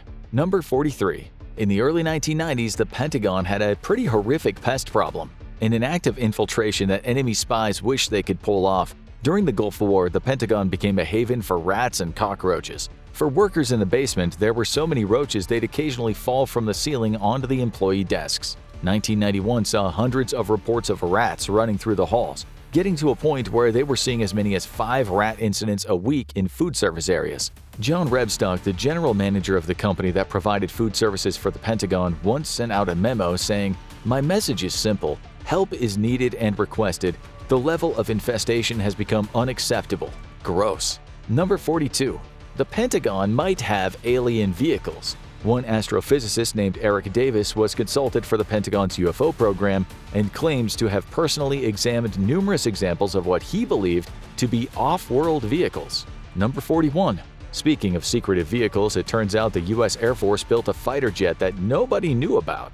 In 2020, an official surprise announcement was made to the public regarding a jet that had been designed, built, and tested all in secret by the Next Generation Air Dominance program. No other information about the fighter jet has been released and likely won't be until this secret project begins deployment. Number 40. The U.S. military once funded their very own flying saucer program. Starting back in the 50s, the program was titled Project 1794, tasked with designing the U.S. military's very own flying saucers. In other words, a supersonic aircraft to combat Soviet bombers. Number 39. The military has attempted to harness the power of Zeus himself and turn lightning into a weapon. Declassified documents from 1967 indicate that a functional weapon was indeed created for this purpose that couldn't be traced back to the wielder. However, the CIA supposedly never fulfilled the program.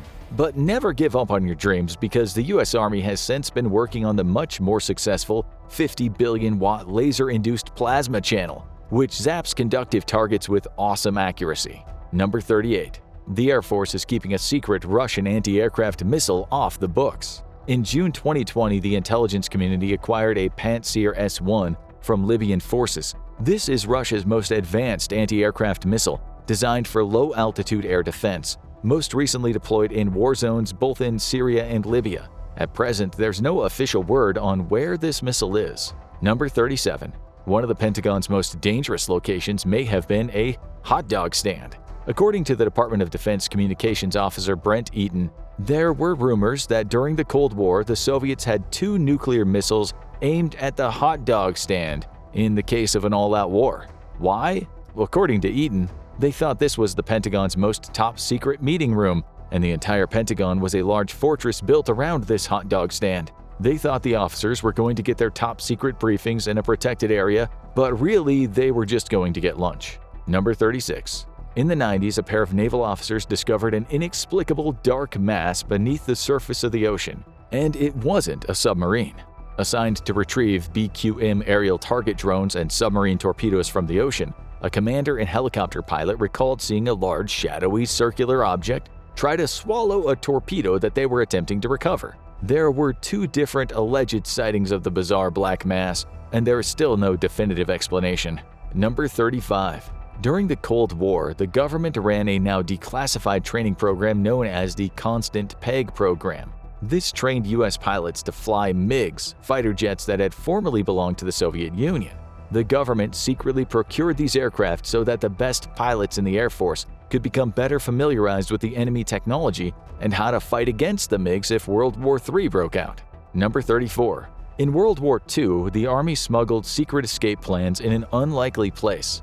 Allied forces troops being detained as prisoners of war were snuck out of POW camps thanks to detailed escape routes that were hidden within decks of cards, thanks to the Geneva Convention stating that prisoners of war could receive care packages at Christmas. These decks of cards were smuggled undetected into camps and allowed the captive Allied soldiers to escape. Number 33. A Pentagon renovation project saved hundreds of lives on 9/11. As part of the 9/11 terrorist attacks, American Airlines Flight 77 crashed into the Pentagon, killing 189 people. However, the Pentagon was undergoing major renovations at the time, meaning that fewer employees than usual were on site. The plane also hit Wedge 3 of the Pentagon, which had been freshly renovated and was fitted with a new sprinkler system and blast-resistant windows, in addition to extra structural support. Had the attack happened even a year earlier, the casualties likely would have been far more severe. Number 32. The Air Force has been launching unmanned space planes into orbit since 2010. Designated the X-37B Orbital Test Vehicle 5, these have been deployed on 5 missions to run classified tests. The last of these saw the craft spend a record-breaking 780 days in orbit. Number 31. The Pentagon building has a pretty amazing food court. You probably don't associate the serious work of the Department of Defense with junk food binges, and yet the building has a Baskin-Robbins, a Dunkin' Donuts, a Taco Bell, a Burger King, a Popeyes, a KFC, a Subway, a Panda Express, and a Starbucks. So we know the DoD workers won't get hungry. But if you're worried about them getting heart attacks from that diet plus all the stress of protecting America's national security, don't worry, the place also has a pretty amazing gym, not to mention an optometrist, a CVS, a clothes store, and a jewelry store, as well as a florist. Number 30. Area 51 gave us one of the best recon planes of the 20th century.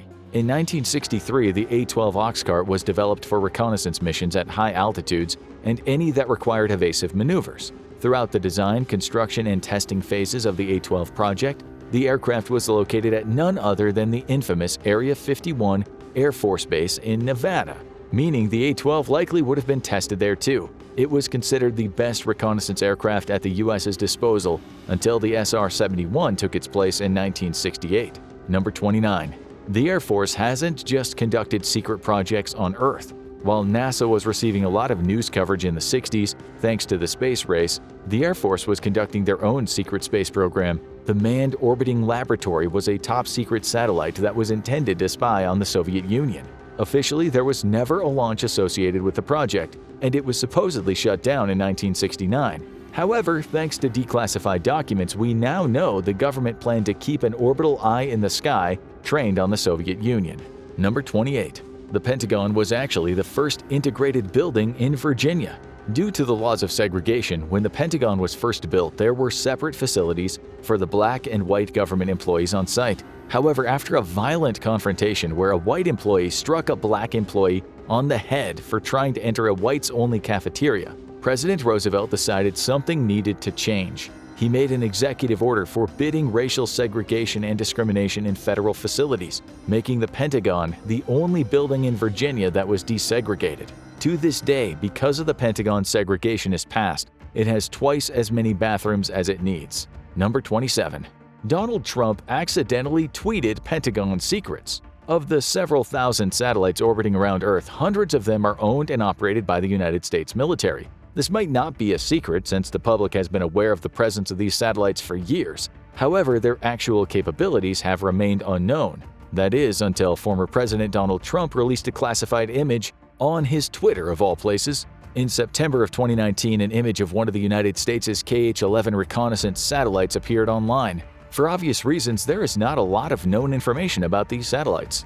Number 26. Project Blue Book was the third of the U.S. Air Force's UFO programs. By 1952, the previous program had deemed that 23% of all UFO cases were inexplicable, so Project Blue Book was initiated in order to debunk these earlier inquiries. The Air Force might have discontinued the program in 1969, but the government has since continued to record supposed UFO encounters. Number 25. The Pentagon is much bigger than you think. While the building is surprisingly short for its massive importance to the U.S. government, its design documents dictated that it be no taller than 5 stories, with 2 stories below ground. It covers 6.5 million square feet of office space, which is 3 times the floor space of the Empire State Building. There are almost 18 miles of corridors, but because of its unique design, it only takes 7 minutes to walk between the building's 2 furthest points. Number 24. Ever wondered why the Pentagon is, well, a pentagon? The initial place where the Pentagon was going to be built was a plot of land just east of Arlington Cemetery in Virginia, which had once been owned by Robert E. Lee. The area now belonged to the Department of Agriculture, which was running Arlington Farms. This created an issue for the Department of Defense, as access roads to the farms ran over the land where the Pentagon was going to be built. To accommodate the access roads, the building had to be designed in a strange, irregular, pentagonal shape. When the building site was moved, it was too late to alter the plans, so the edges were made regular and the Pentagon we know today was constructed. Number 23. Did you know that during the Manhattan Project to develop nuclear weapons, Russian spies were able to leak information about the atomic bomb back to the Soviet Union? According to declassified documents, a man named Oscar Sieberer, who was working at the Los Alamos National Laboratory during the 1940s, was leaking information to the Soviets about the United States' development of nuclear bombs. Although Sieberer was most likely first identified in 1956, his identity wasn't made public until much later. Number 22. Are there actually aliens in Area 51? Contrary to popular belief and in a reveal that is likely to break the hearts of extraterrestrial-obsessed stargazers everywhere, there really aren't any aliens at Area 51.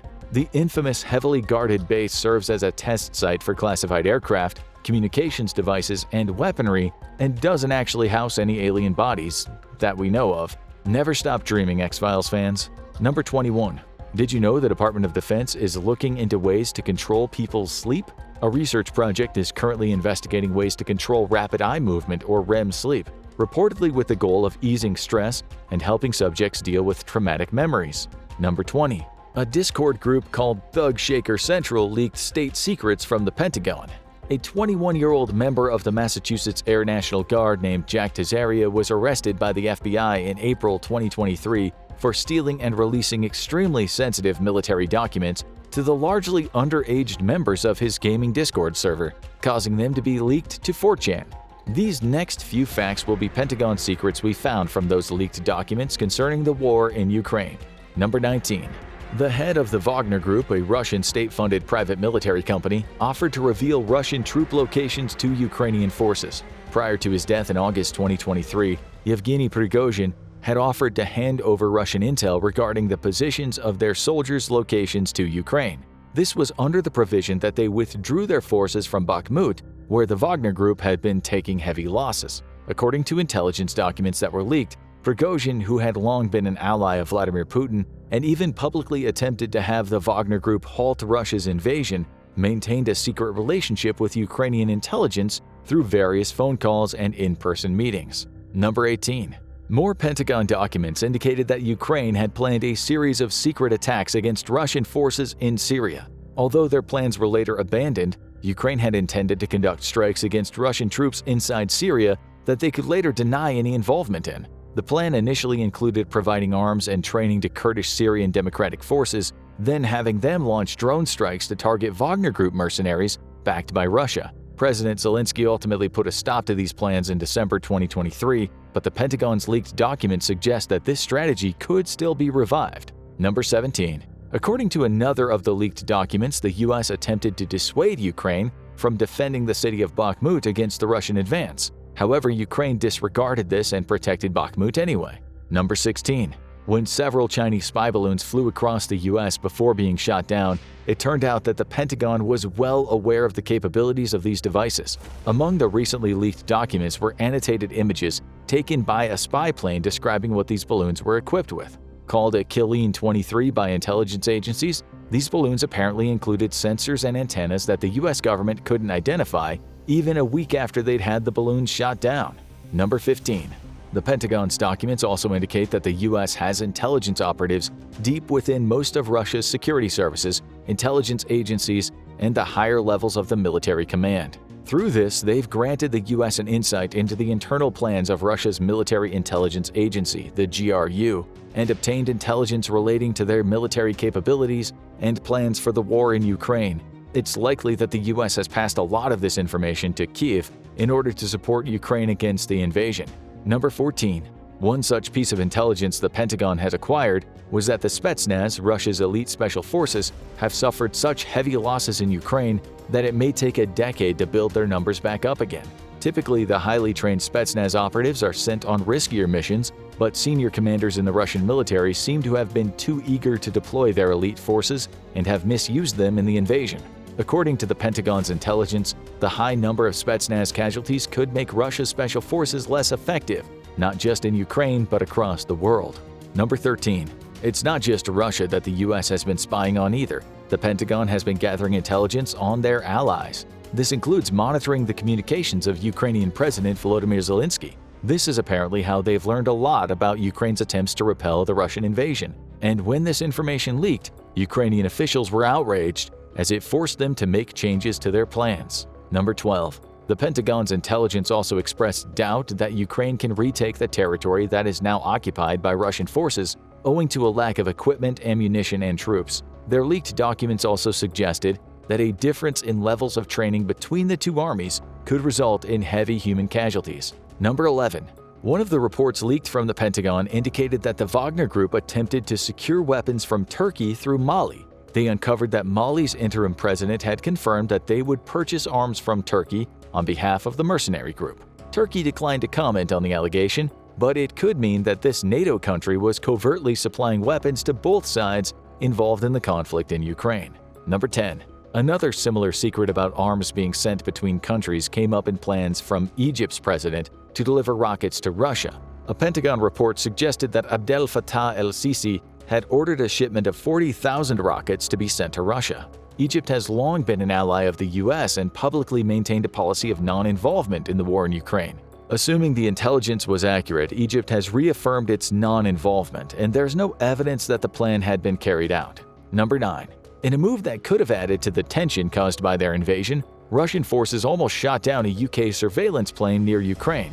The leaked Pentagon documents reported that a pair of Russian Su-27 fighter jets intercepted a British RC-135 reconnaissance plane flying in international airspace over the Black Sea. One fired a missile from a distance, but a Russian defense official claimed that this was owing to a technical malfunction. Number 8.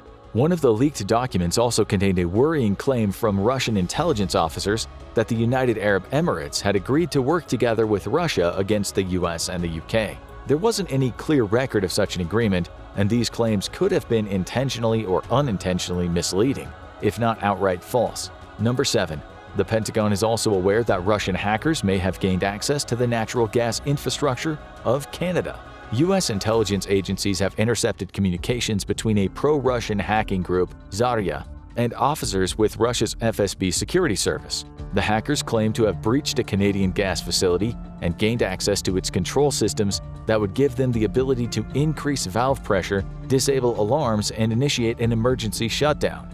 The Pentagon's reporting stated that FSB officers had instructed the hacker group to maintain access and await further instructions. but there is no evidence that any natural gas pipeline company in Canada has suffered from a cyber attack. Number 6. It turns out that even one of Russia's allies, Serbia, has disapproved of the invasion and even agreed to send arms to Ukraine as a result. Despite refusing to levy any sanctions against Russia, Serbia may have sent weapons to Kyiv. The country's defense minister outright denied that the Serbian government has been responsible for supplying lethal aid to Ukraine. However, a classified Pentagon document that was leaked seemed to suggest otherwise. Number 5. The Pentagon learned that the Wagner Group mercenaries were reportedly looking into alternative employment after all the casualties they suffered by aiding Russia. The group was apparently planning to discreetly take contracts from the government of Haiti to help the national police fight against gangs. Number 4.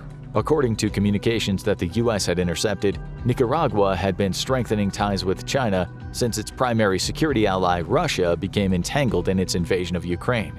The Pentagon seemed to think that Nicaragua would still remain allied with Russia, but it might consider offering the Chinese Navy access to its ports in exchange for economic investment. Number 3. It's not just Russian and Ukrainian fighters on the ground either. As many as 50 British special forces were present in Ukraine, along with US and French special forces as well. One leaked Pentagon document listed the number of outside special forces that were operating within the country, with as many as 97 from NATO countries active in Ukraine. While the UK declined to comment in an official capacity, and France has denied all claims of their soldiers being in Ukraine, apparently a team of US Special Forces operatives were confirmed to have been operating out of the American embassy in Kyiv. However, they are not active on the front lines alongside Ukrainian troops. Number 2. The recent Thug Shaker Central leaks aren't even the only embarrassing dissemination of Pentagon secrets to the public.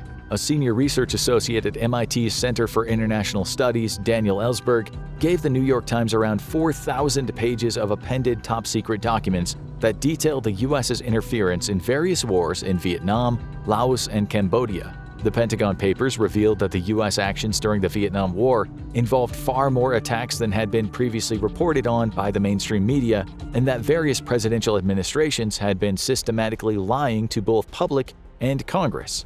Number 1. Did you know there's a secret apartment above the Pentagon? During the building's construction, one of the key figures involved, Major Robert Furman, was required to be on site at all hours of the day. So Furman had some of the construction contractors build him a secret apartment situated between the walls of what would later become the Army's Ordnance Division.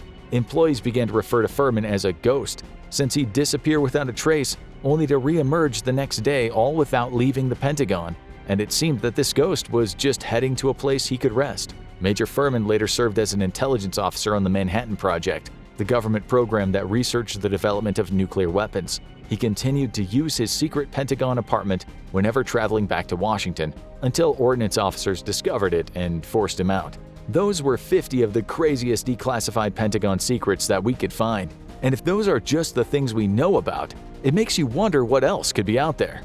Secret mind control experiments in brothels, weaponized sex dolls, and even CIA magicians. These are some of the weirdest things you never knew about the United States Central Intelligence Agency. Fact 1. Did you know that the CIA built an untraceable heart attack gun? While it seems more like something from a James Bond movie, this really was a weapon used by the CIA. It was a pistol capable of firing a frozen dart full of deadly shellfish toxin. The dart would pierce the skin and then melt in the body, distributing the poison and inducing a heart attack shortly after, with no way of tracing the murder back to the assassin. It was one of the many reasons Senator Frank Church cited in 1975 as to why the CIA needed greater government oversight. Fact 2. What's the favored sidearm for a CIA agent? Seeing as Senator Church slammed the brakes on the old heart attack gun, it never became standard issue. The general consensus is the Glock 19 and Sig Sauer P226 are the most popular pistols among the CIA's ranks. Simple but effective. Fact 3. Some of the strangest CIA agents were literal house cats. We're talking about one of the CIA's greatest embarrassments, the Acoustic Kitty Project. This $20 million 1960s failure was a plan intended to turn cats into living listening devices to infiltrate the Kremlin by implanting tiny microphones into their ear canals and a radio transmitter in the base of their skulls. The plan failed because, well, as cat owners know, they don't take direction well. Fact 4. If cat recorders don't work, what about pigeon cameras? The CIA's Research and Development Division created tiny cameras and lights to be placed into trained pigeons during the Cold War. owing to pigeons' uncanny abilities to always find their way home. No prizes for guessing that this went a lot better than the plot with the cats. Fact 5. Argo actually happened. The Oscar-winning Ben Affleck movie was actually pretty accurate in its telling of the incredible plot to rescue 6 American citizens from a politically unstable Tehran in 1979. The CIA created its own fake movie studio, Studio 6 Productions, and a fake science fiction movie as a pretense to sneak into the country and liberate the trapped Americans. We hope you enjoyed the whimsy of that, because it's all gonna get darker from here. Fact 6. The CIA tortured an innocent man because of a typo. Back in 2003, Khalid el-Masri was arrested in Macedonia and then given to the CIA on the suspicion that he was involved in the 9/11 terrorist attacks. He endured a living hell in 2 different brutal CIA detention sites where he was beaten, tortured over the course of several months. Why? Because Khalid el-Masri had a very similar name to Khalid al-Masri and was detained after one of history's most unfortunate cases of mistaken identity. The subsequent court battle in the European Court of Human Rights marks the first time that the activities of the CIA have been legally declared torture. Fact 7. Did you know there is a hyper-secretive CIA Starbucks? Because even secret agents need caffeine, the so-called stealthy Starbucks in the CIA headquarters in Langley, Virginia, has special rules for serving its unique clientele. They need to put the baristas through intense background checks to make sure none of them is an enemy agent eavesdropping on state secrets. This is also the only Starbucks where they do not do reward cards or write names on the cups, given some agents may not be at liberty to share that information. Fact 8. Did you know the CIA had an arms dealer on their payroll? Edwin Wilson was arrested in 1983 for selling 20 tons of plastic explosives to Libya in what was at the time the biggest illegal weapons deal in recorded history.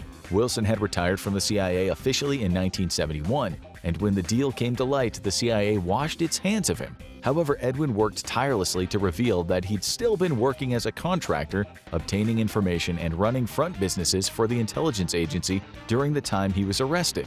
While he was never directly asked to make a deal with Libya, it may have still fallen under the purview of information-gathering activities. He was released in prison in 2003 in light of this and was quoted saying, "I was doing it for them. If they hadn't walked away from me, I wouldn't have ever been convicted." Fact 9. Did you know the CIA made edits to Zero Dark 30? A declassified memo shows the agency had influence over the 2012 biopic about the hunt for Osama bin Laden. They wanted to make sure they were presented in a positive light by demanding changes such as making the protagonist an observer rather than a participant in a waterboarding scene, removing a scene where vicious dogs are used to interrogate a prisoner, and also excising a scene where agents party with AK-47s on a rooftop. Fact 10. The CIA also cut references to torture in Meet the Parents. In this forgettable franchise-spawning 2000s comedy, Ben Stiller finds out his future father-in-law, played by Robert De Niro, is a hard-ass ex-CIA special agent.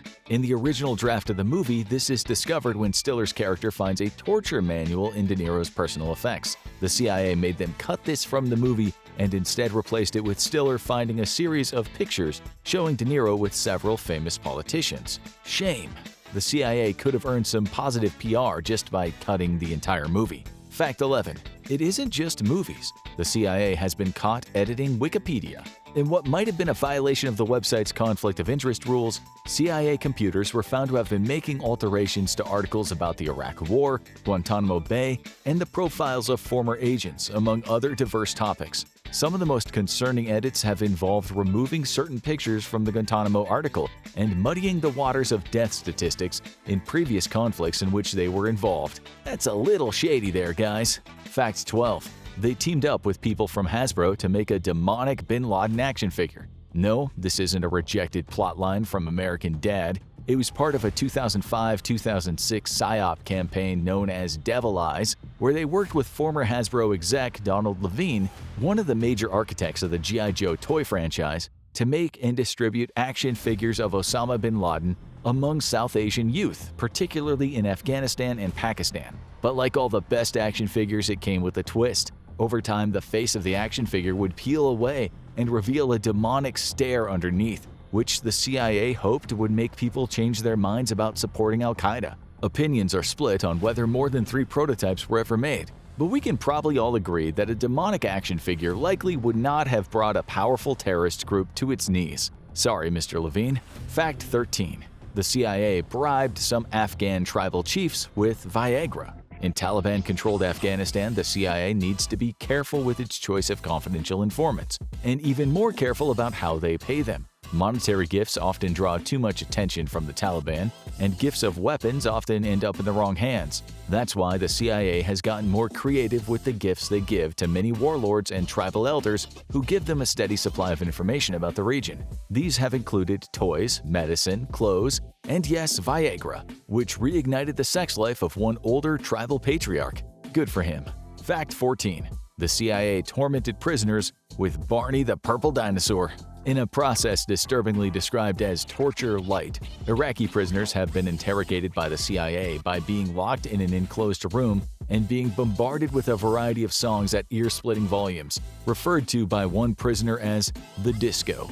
The playlist at this nightmarish disco includes, among others, Metallica's Enter Sandman, Queen's We Are the Champions, and I Love You by Barney the Purple Dinosaur. James Hetfield, Metallica's co-founder, didn't seem bothered by his music being used in torture. He said, "We've been punishing our parents, our wives, our loved ones with this music forever. Why should the Iraqis be any different?" We're still waiting on an official comment from Barney. Fact 15. The CIA tried to use the power of the mind to escape space-time. This consciousness-altering series of experiments was known as the Gateway Process, and it theorized in a highly simplified sense that certain kinds of audio stimulation could alter the mind. What kinds of effects would these alterations offer the CIA? Nothing much really, aside from gaining an intuitive knowledge of the universe and an ability to commune with extra-dimensional beings outside of space-time. Given the CIA doesn't, as far as we know, have agents like Glorbo the Immaculate from Dimension X on the payroll, this plan didn't bear much fruit. These days, it's just another form of viral hippie pseudoscience on TikTok. Fact 16. The CIA had the Dalai Lama on its payroll. This one was just a conspiracy theory for the longest time, until access to certain CIA intelligence bank accounts revealed that the CIA had been giving the Tibetan spiritual leader a generous $180,000 yearly stipend in the 1960s to help fan the flames of the Tibetan exodus and weaken China's potential for expansion during the Cold War. Maybe next we'll find out they really do have Glorbo the Immaculate. Fact 17. During the Cold War, the CIA and MI6 built a giant spy tunnel under Berlin. In one of the most ambitious espionage operations of all time, Operation Gold was an impressive sequel to Operation Silver in Vienna. The goal was to tap into Russian landline communications in Soviet-occupied Berlin by building a huge spy tunnel under the city, which took 8 months from its start date in 1954. But there's a twist. The Soviets knew about it the whole time, thanks to George Blake, a double agent in MI6. They kept their knowledge under wraps until 1956 to avoid exposing a valuable mole. Fact 18. The CIA figured out how to turn sex dolls into spy tools. During the 1970s, CIA spies in Moscow needed a quick distraction when they were being pursued by Soviet counterspies. One proposed idea was known as the Jack-in-the-Box, or the Jib, inspired by inflatable sex dolls. It would be a small device that upon the press of a button would essentially inflate a fake agent to momentarily confuse the pursuer. Get smart, eat your heart out. Fact 19. Time for a CIA versus Castro lightning round. There were over 600 unsuccessful attempts on the Cuban leader's life, and many of them were performed by the CIA. But don't worry, they had some very helpful advice from seasoned murderer professionals like mobsters Sam Giancarlo, Santos Traficant, and Carlos Marcello. They recommended that the CIA take out Castro with poisoned pills slipped into the ice cream of his favorite milkshake, because Sam, Santos, and Carlos seemed to be almost comically evil movie mobsters. Diabolical as it seemed, though, this attempt did not succeed in putting Castro out of commission. But none of the three mobsters would survive to the 2000s, so Castro had the last laugh. Fact 20. When poison ice cream failed, the CIA tried poisoned cigars. Some of Castro's favorite Cubans, the cigars, not the citizens, were spiked with botulinum toxin and delivered to an anonymous assassin in 1961, but it's unclear what happened after that, so it's very possible that a random innocent person or people ended up getting smoked by their smokes. Fact 21.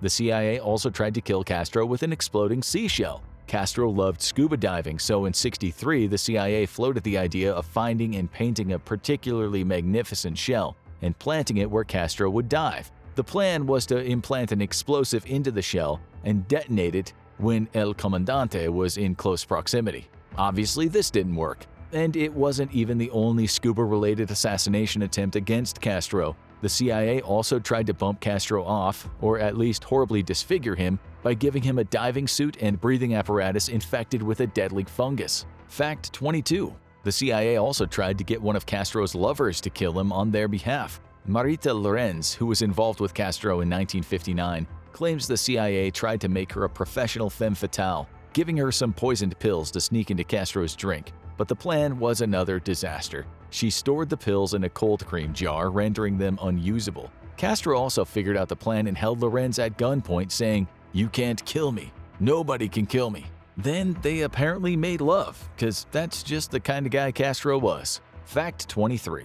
When the CIA couldn't kill him, they settled for trying to make Castro look completely insane. When Castro was scheduled to give a speech to the Cuban people over the radio, the CIA hoped to dose him with LSD, which could cause severe hallucinations and make him give a bizarre and incoherent speech. This plan never came to fruition because the LSD compound they hoped to use proved to be too unstable. And believe us when we tell you, as you'll find out later in this video, this doesn't even break the top 20 most insane things the CIA has done with LSD. Fact 24. The CIA also tried to assassinate Castro's beard.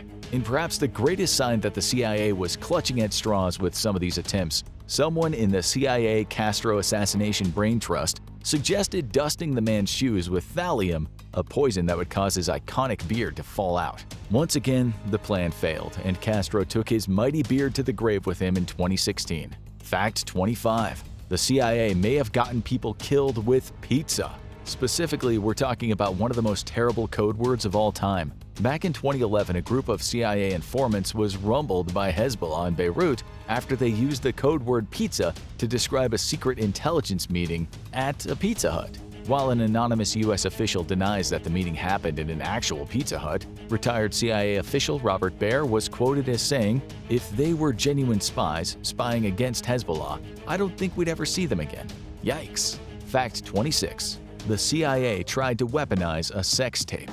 We know that sex dolls were not out of the question for Cold War espionage, but both the CIA and the KGB wanted to use sex tapes as kompromat against extremely popular Indonesian president Sukarno. Some reports even allege that the CIA did this by using a performer in an incredibly realistic rubber Sukarno mask. This plot was a failure, however, and possibly for an extremely funny reason. Some reports indicate that Sukarno was strangely flattered by the sex tapes and asked the CIA and KGB to send him some copies. You can't blackmail a man who's immune to shame. Fact 27. The CIA was a patron of abstract art.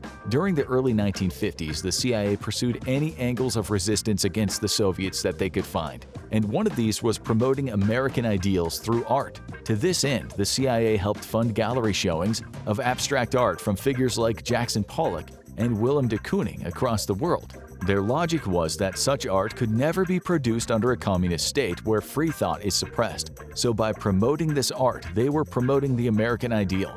We don't know if this actually achieved its intended purpose, but it's nice to know that at least some CIA money went to funding the arts rather than haphazard attempts to take on Cuba. Speaking of which, fact 28. The CIA had a plan to blame Cuba if America's space missions failed. In a subdivision of Operation Northwoods, literally called Operation Dirty Trick because the CIA seemingly isn't big on irony, the John Glenn Mercury space mission in 1962 had a plan to blame it all on Cuba if the astronaut ended up dying in space. The plan stated their intention to, quote, provide irrevocable proof that should the Mercury manned orbit flight fail, the fault lines with the communists et al. Cuba by manufacturing various pieces of evidence which would prove electronic interference on the part of the Cubans, unquote. Thankfully, John Glenn returned to Earth safely, so this shockingly petty plan didn't see the light of day until decades later. Fact 29. The CIA faked a vampire attack in the Philippines. As part of their plan to crush the Huk Rebellion in the Philippines in the early 1950s, they brought in Psy-War expert and mythology enthusiast Edward Lansdale, who had a unique plan for clearing a particularly difficult Huk fort. He used his knowledge of a local myth to fake the attack of an Aswang. a frightening Filipino vampire, by puncturing the neck of a Hook rebel and bleeding him dry. It was a truly horrific method, but it was effective. The Hook fort was rattled and soon cleared when word spread of the potential Aswang attack, proving that the CIA can often come in clutch with the scariest idea you've ever heard. Fact 30. The CIA tried to create a weaponized weather machine. During the Vietnam War, Operation Sober Popeye was the CIA's plan to seed clouds and extend Vietnam's natural monsoon season to wage a weatherized war of attrition against their jungle commando enemies. But this plan was scuppered in 1978 when international courts declared the use of weather-manipulating devices in warfare as a war crime. Though in fairness, things being a war crime has never stopped the CIA before. They've been known to do some truly horrifying things to their own people, such as Fact 31. The CIA's horrifying mind control experiments. MK-Ultra. That's right, time for an MK-Ultra lightning round. This brainchild of chemist spymaster Sidney Gottlieb is one of the most infamous things the CIA has ever done. The experiments ran from 1953 to 1973 and primarily involved explorations into the interrogation and mind control applications of LSD, as well as MDMA, heroin, mescaline, barbiturates, meth, and magic mushrooms. And you'd be amazed at the level of mind-boggling insanity Sidney Gottlieb and his associates managed to fit into those 20 years of testing. Fact 32. The CIA hired Nazi war criminals from the Dachau concentration camp to help with MK-Ultra. Vivisectionists and war criminals who worked for both the Nazis and Japan's infamous Unit 731 were brought to Fort Detrick in Maryland to lecture CIA agents on their findings. The Dachau staff were of particular interest due to their experiments on concentration camp prisoners using mescaline, and some of the experiments conducted under the MK-Ultra banner were even modeled after Nazi methodology. Fact 33. There were allegedly CIA sites across the globe where these experiments were being conducted. There's evidence of MK-Ultra experiments being undertaken throughout Europe and Asia, where unwitting enemies of the state were subjected to extreme experimentation without the same legal entanglements the CIA would face experimenting on American soil. The purpose of these experiments was the destruction of the human ego through drugging, electroshock therapy, isolation, temperature control, and psychological torture. The purpose was to essentially render the mind a blank slate, where Gottlieb and his co-conspirators could build whatever they pleased. Fact 34. Some nightmarish experiments unfolded in Canada under MK-Ultra. The Allen Memorial Institute, under the direction of Scottish psychiatrist Donald Ewan Cameron, played host to the Montreal experiments, which were funded by the CIA front organization, the Society for the Investigation of Human Ecology. Some of these experiments involved shocking drugged patients with significantly more power than typical electroshock therapy, while others involved inducing months-long comas, while the subjects were forced to listen to looping audio tapes. Some people subjected to Cameron's experiments effectively lost their minds, entering an infantile state where they experienced symptoms like urinary incontinence, severe amnesia, and even the belief that the researchers were their parents. Fact 35. Gottlieb and the CIA director tried to destroy evidence of MK-Ultra. In 1973, in one of the few good decisions of President Richard Nixon, he removed Richard Helms as director of the CIA. Helms was one of the greatest supporters of Sidney Gottlieb's continued research, so with him out, MK-Ultra's days were thankfully numbered. Knowing that they'd committed a lot of horrific violations of both the law and general ethics, Helms and Gottlieb conspired to eliminate as much evidence of MK-Ultra as they possibly could. Gottlieb even loaded boxes of files from the CIA archive into his car and instructed them to be destroyed. But Helms and Gottlieb missed files that were stored elsewhere. As a result, the existence of MK-Ultra was revealed to the world 2 years later, in 1975, by Senator Frank Church, in the very same committee hearings where he debuted the heart attack pistol. This would only result in more horrifying discoveries about the project. Fact 36. MK-Ultra killed a tennis player. Many people lost their lives and minds to MK-Ultra, but one of the strangest ones is the tragic case of Harold Blower. This unfortunate professional tennis player checked into New York State Psychiatric Institute in 1952 due to suffering from a bout of depression following his divorce. There, he became a lab rat for the Army Chemical Corps under the MK-Ultra umbrella. He was injected with various chemical analogs from mescaline throughout his stay, experiencing severe hallucinations. Eventually, he was given an overdose of the chemical 3,4-methylene dioxyamphetamine, also known as MDA, which caused him to slip into a coma and die later that day. The CIA and the state of New York covered this up for 22 years until the revelations eventually came out during committee hearings. But it wasn't just innocent tennis players who became unwitting guinea pigs. Fact 37. The CIA performed MKUltra experiments on infamous gangster Whitey Bulger. While imprisoned for his extensive life of crime, Bulger was coerced into MKUltra experiments that he was told were research for the benefit of mental health. He and other inmates were given drug cocktails and were subjected to batteries of the typical strange and unethical tests. But this is particularly interesting because Bulger was able to describe his own experience in the program firsthand. Quote, 8 convicts in a panic and paranoid state, total loss of appetite, hallucinating. The room would change shape, hours of paranoia and feeling violent. We experienced horrible periods of living nightmares and even blood coming out of the walls, guys turning into skeletons in front of me. I saw a camera change into the head of a dog. I felt like I was going insane. It definitely doesn't sound like a good trip, but we can think of a worse one. Fact 38. The CIA performed experiments on unwitting brothel patrons. No, you did not hear that wrong. It was part of an MKUltra subdivision known as Operation Midnight Climax. Primarily operated by ex-narcotics investigator George White, the CIA rigged certain rooms and safe houses with surveillance equipment and recruited sex workers to bring their clients there and dose them with LSD for observation. The women were paid in both small cash tokens and immunity from prosecution for their sex work. And George White would later say that he enjoyed this work mainly because he liked getting to spy on people having sex while drugged. In his own words, "I toiled wholeheartedly in the vineyards because it was fun, fun, fun." Where else could a red-blooded American boy lie, kill, cheat, steal, and pillage with the sanction and blessing of the All-Highest? It seemed that pretty much everyone involved in this project was a massive weirdo. Fact 39. The MKUltra experiments inspired Stranger Things. In the hit Netflix show, Eleven has psychic powers because of her mother being an experimental subject of the MKUltra experiments. And the show's creators, the Duffer Brothers, have said multiple times that the experiments were one of the major inspirations behind the government conspiracy side of the show, along with the conspiratorial Project Montauk. The CIA never encountered a real psychic little girl or a Demogorgon during their experiences, mainly just huge amounts of horrific malpractice. Fact 40. The CIA tried to control the news. Operation Mockingbird was the pet project of Frank Wisner, head of the CIA's Office of Special Projects, to get a stranglehold over the American print media and broadcasting during the early years of the Cold War. He gained influence over key figures in the New York Times, CBS, and members of the Washington Press Corps, allegedly having 3,000 CIA employees embedded throughout major news organizations at the height of the project. These employees suppressed certain stories and planted others, making sure the media narrative could be massaged in the interests of the CIA. So when you watch the news, you never really know what message you're receiving. Fact 41.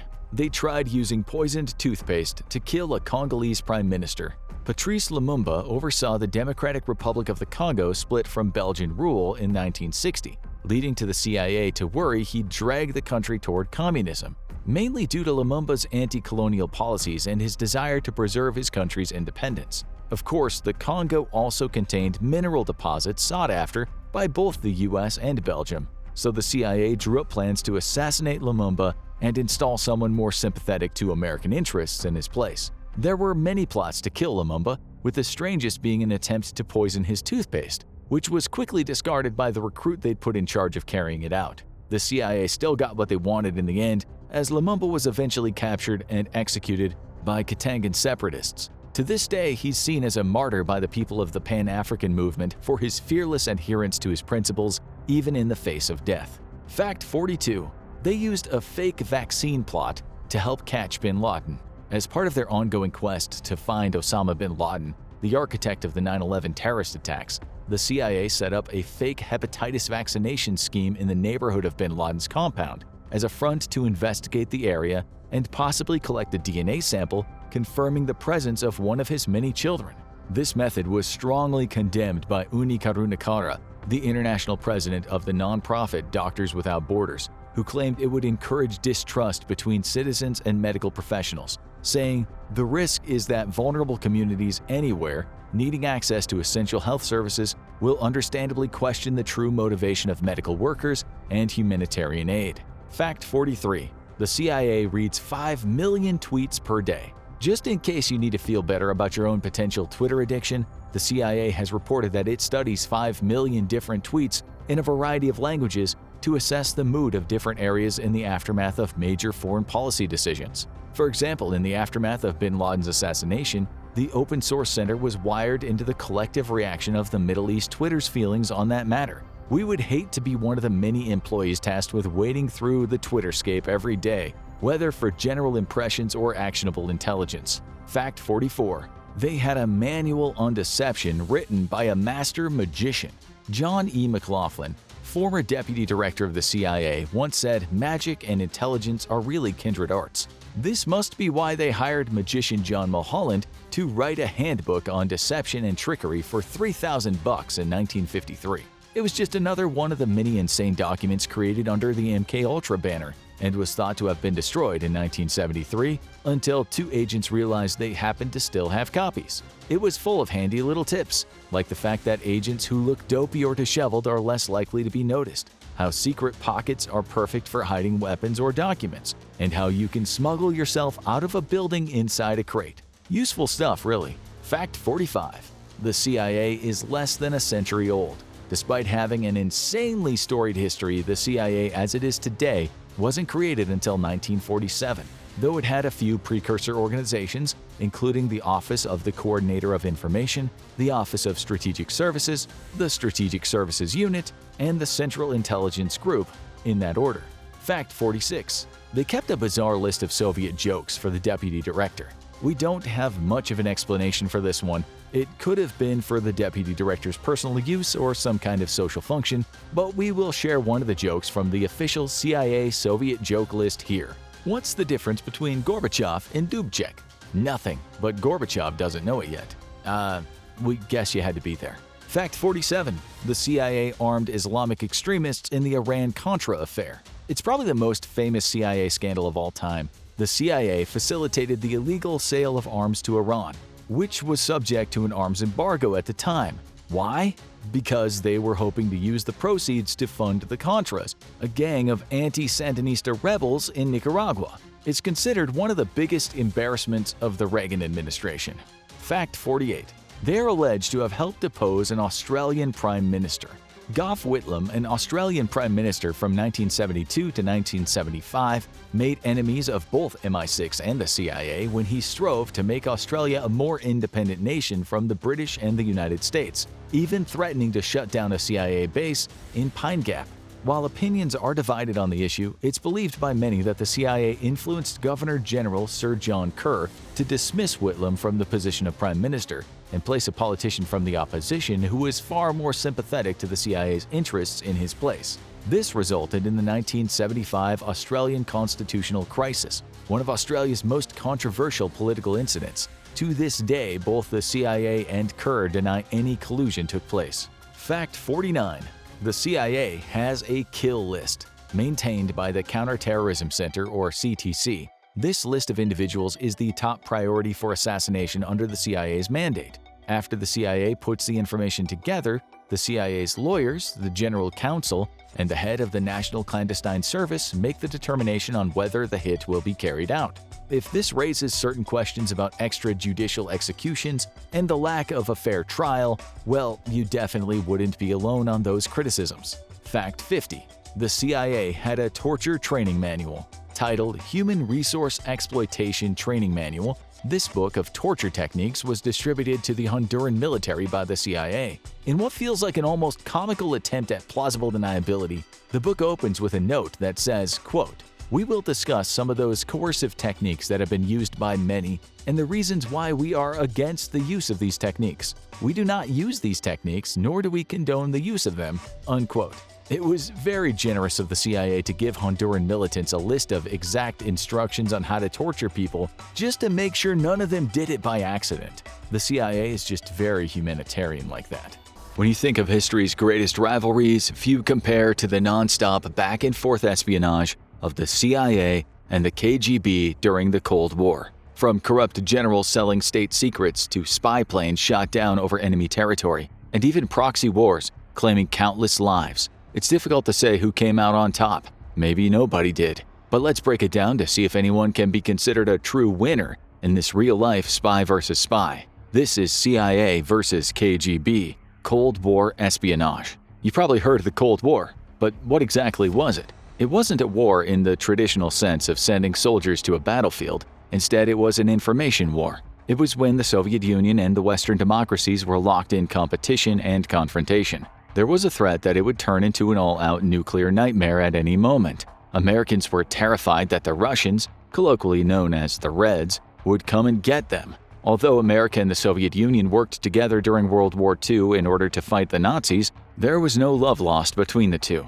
America didn't trust Soviet communism or Joseph Stalin, and the Soviet Union was upset that America denied them a leading role in the international community. The Soviets were also a little miffed that America took so long to join World War II while millions of Russians died. This was also the time in America when a lot of schools were convinced hiding under a desk would save you from an atomic bomb. It was all part of the deadly arms race. The Soviets would test an atomic bomb of their own in 1949, and President Truman decided the United States would build an even more destructive one, the hydrogen bomb, or the super bomb. Stalin committed to do the same. It was a scary time for the entire world as the West and the Soviets raced to effectively kill each other. Americans built bomb shelters while kids also practiced bomb drills. You can even see the fear that was permeating American life through films full of nuclear destruction and mutants. Cinema has always been a great reflection of the current landscape, and both The Harrowing Threads, 1984, and The Day After, 1983, are good examples of how nuclear threat loomed over public consciousness. Space exploration thrived during this time as the two countries tried to beat each other to new horizons. In 1957, the Soviets would launch Sputnik, the Russian word for traveling companion, which was a Soviet R-7 intercontinental ballistic missile. It became the first satellite that was placed into Earth's orbit. Not to be outdone, the US refused to stay in second place to the Soviets. America launched its own satellite in 1958, the Explorer 1. The space race, as it was called, continued to escalate. Naturally, this led to the US sending Apollo 11 to the moon in 1969. This lunar mission made American astronauts Neil Armstrong, Buzz Aldrin, and Michael Collins the first human beings to travel to another celestial body. During this time, the CIA and KGB would be in competition alongside the space agencies. While the national security of several nations hung in the balance, there was also a lot of patriotic ego on the line. The Komitet Государственной Безопасности, or the Committee for State Security, was founded on March 13, 1954, and disbanded on December 3, 1991. Before then, there were several Soviet intelligence agencies, like the Cheka.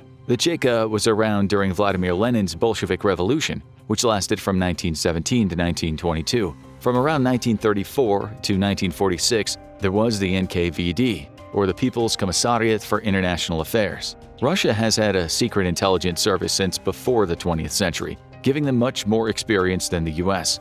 They had intelligence agencies for overseas operations and domestic purposes. The KGB was considered a military service, operating under the Army regulations and laws. Now, the Central Intelligence Agency, or CIA, was founded on September 18, 1947. Before that, there was the OSS, or the Office of Strategic Services. The OSS was created when the United States joined World War II, but it was dissolved in 1945. The United States was, in comparison to the Soviet Union, at a disadvantage because it didn't have any intelligence collection or counterintelligence agencies throughout most of the country's history. They only popped up during wartime, but that changed with the CIA. This isn't to say that the US was just twiddling its thumbs until the CIA came along.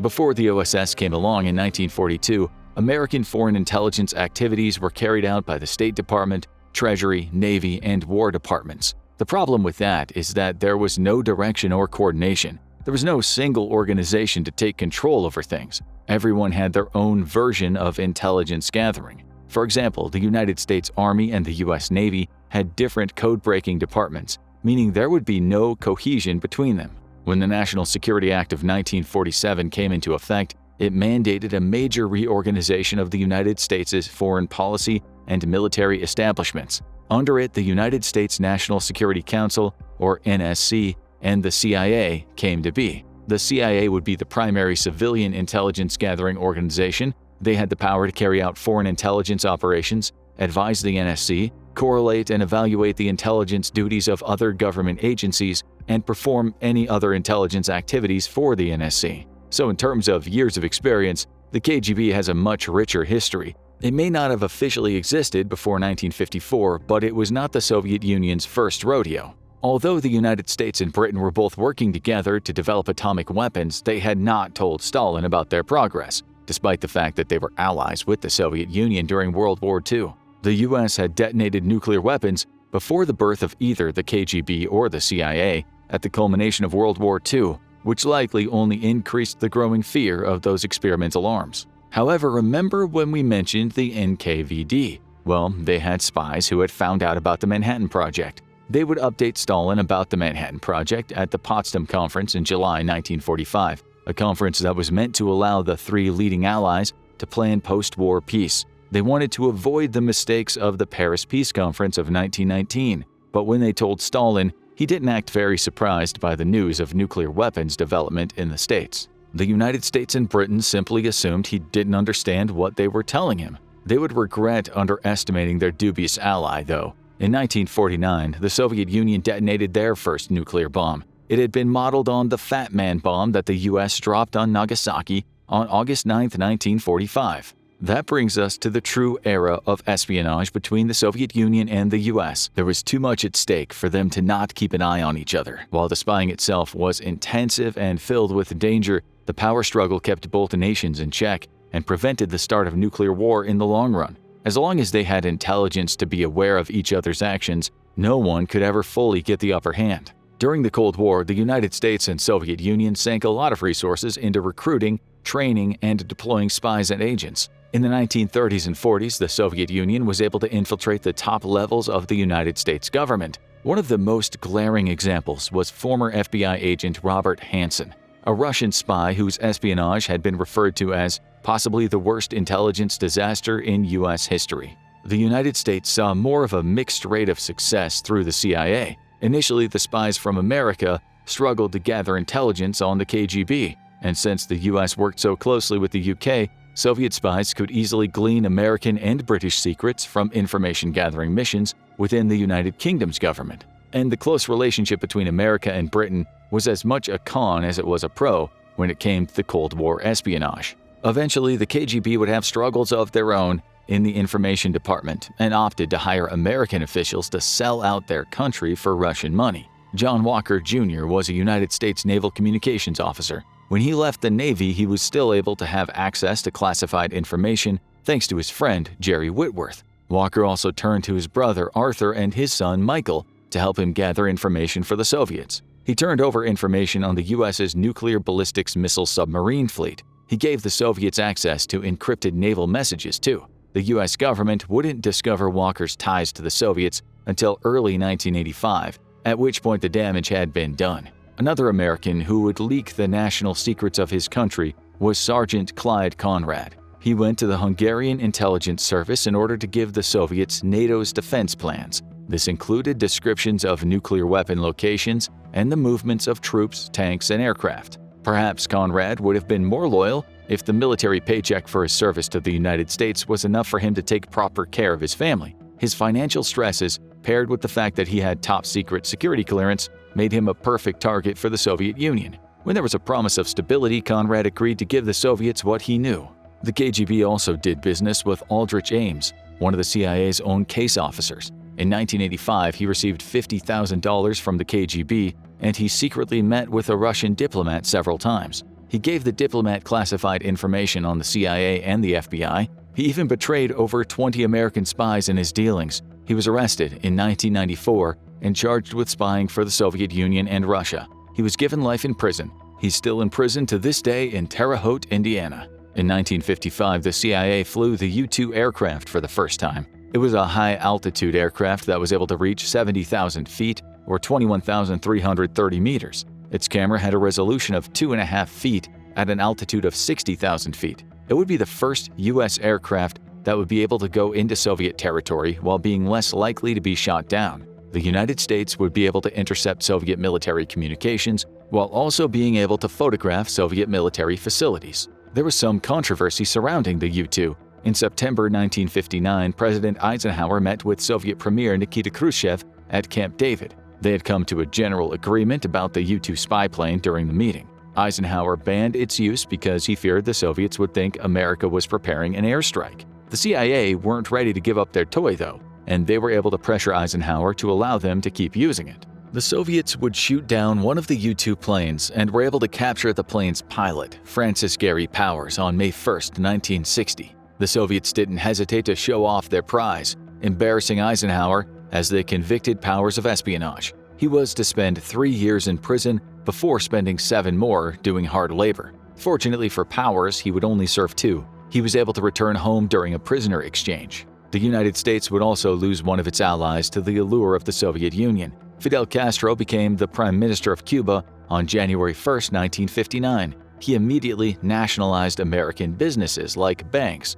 oil refineries, and sugar and coffee plantations. This completely destroyed Cuba and the United States' relationship. Castro had also begun to work with the Soviets. Castro knew he'd need Soviet protection in order to truly take on the United States. The Soviets saw it as the perfect opportunity to get in good with a Western country that was 90 miles off the United States. The Soviets would buy Cuban sugar for Soviet oil. The United States reacted to the betrayal with an attempted coup. They recruited and trained 1,400 Cuban exiles from 1959 to 1961. They sent them to Cuba in order to overthrow Castro. This botched invasion would become known as the Bay of Pigs. Eisenhower had given the CIA $13.1 million to try to take down Castro and supplied bombers to attack Cuban airfields. After putting so much time and money into the operation, it was a total embarrassment that it had gone so wrong. While the Cuban exiles had landed on April 17th, they surrendered by April 20th. It had only bolstered Castro and deepened his relationship with the Soviets.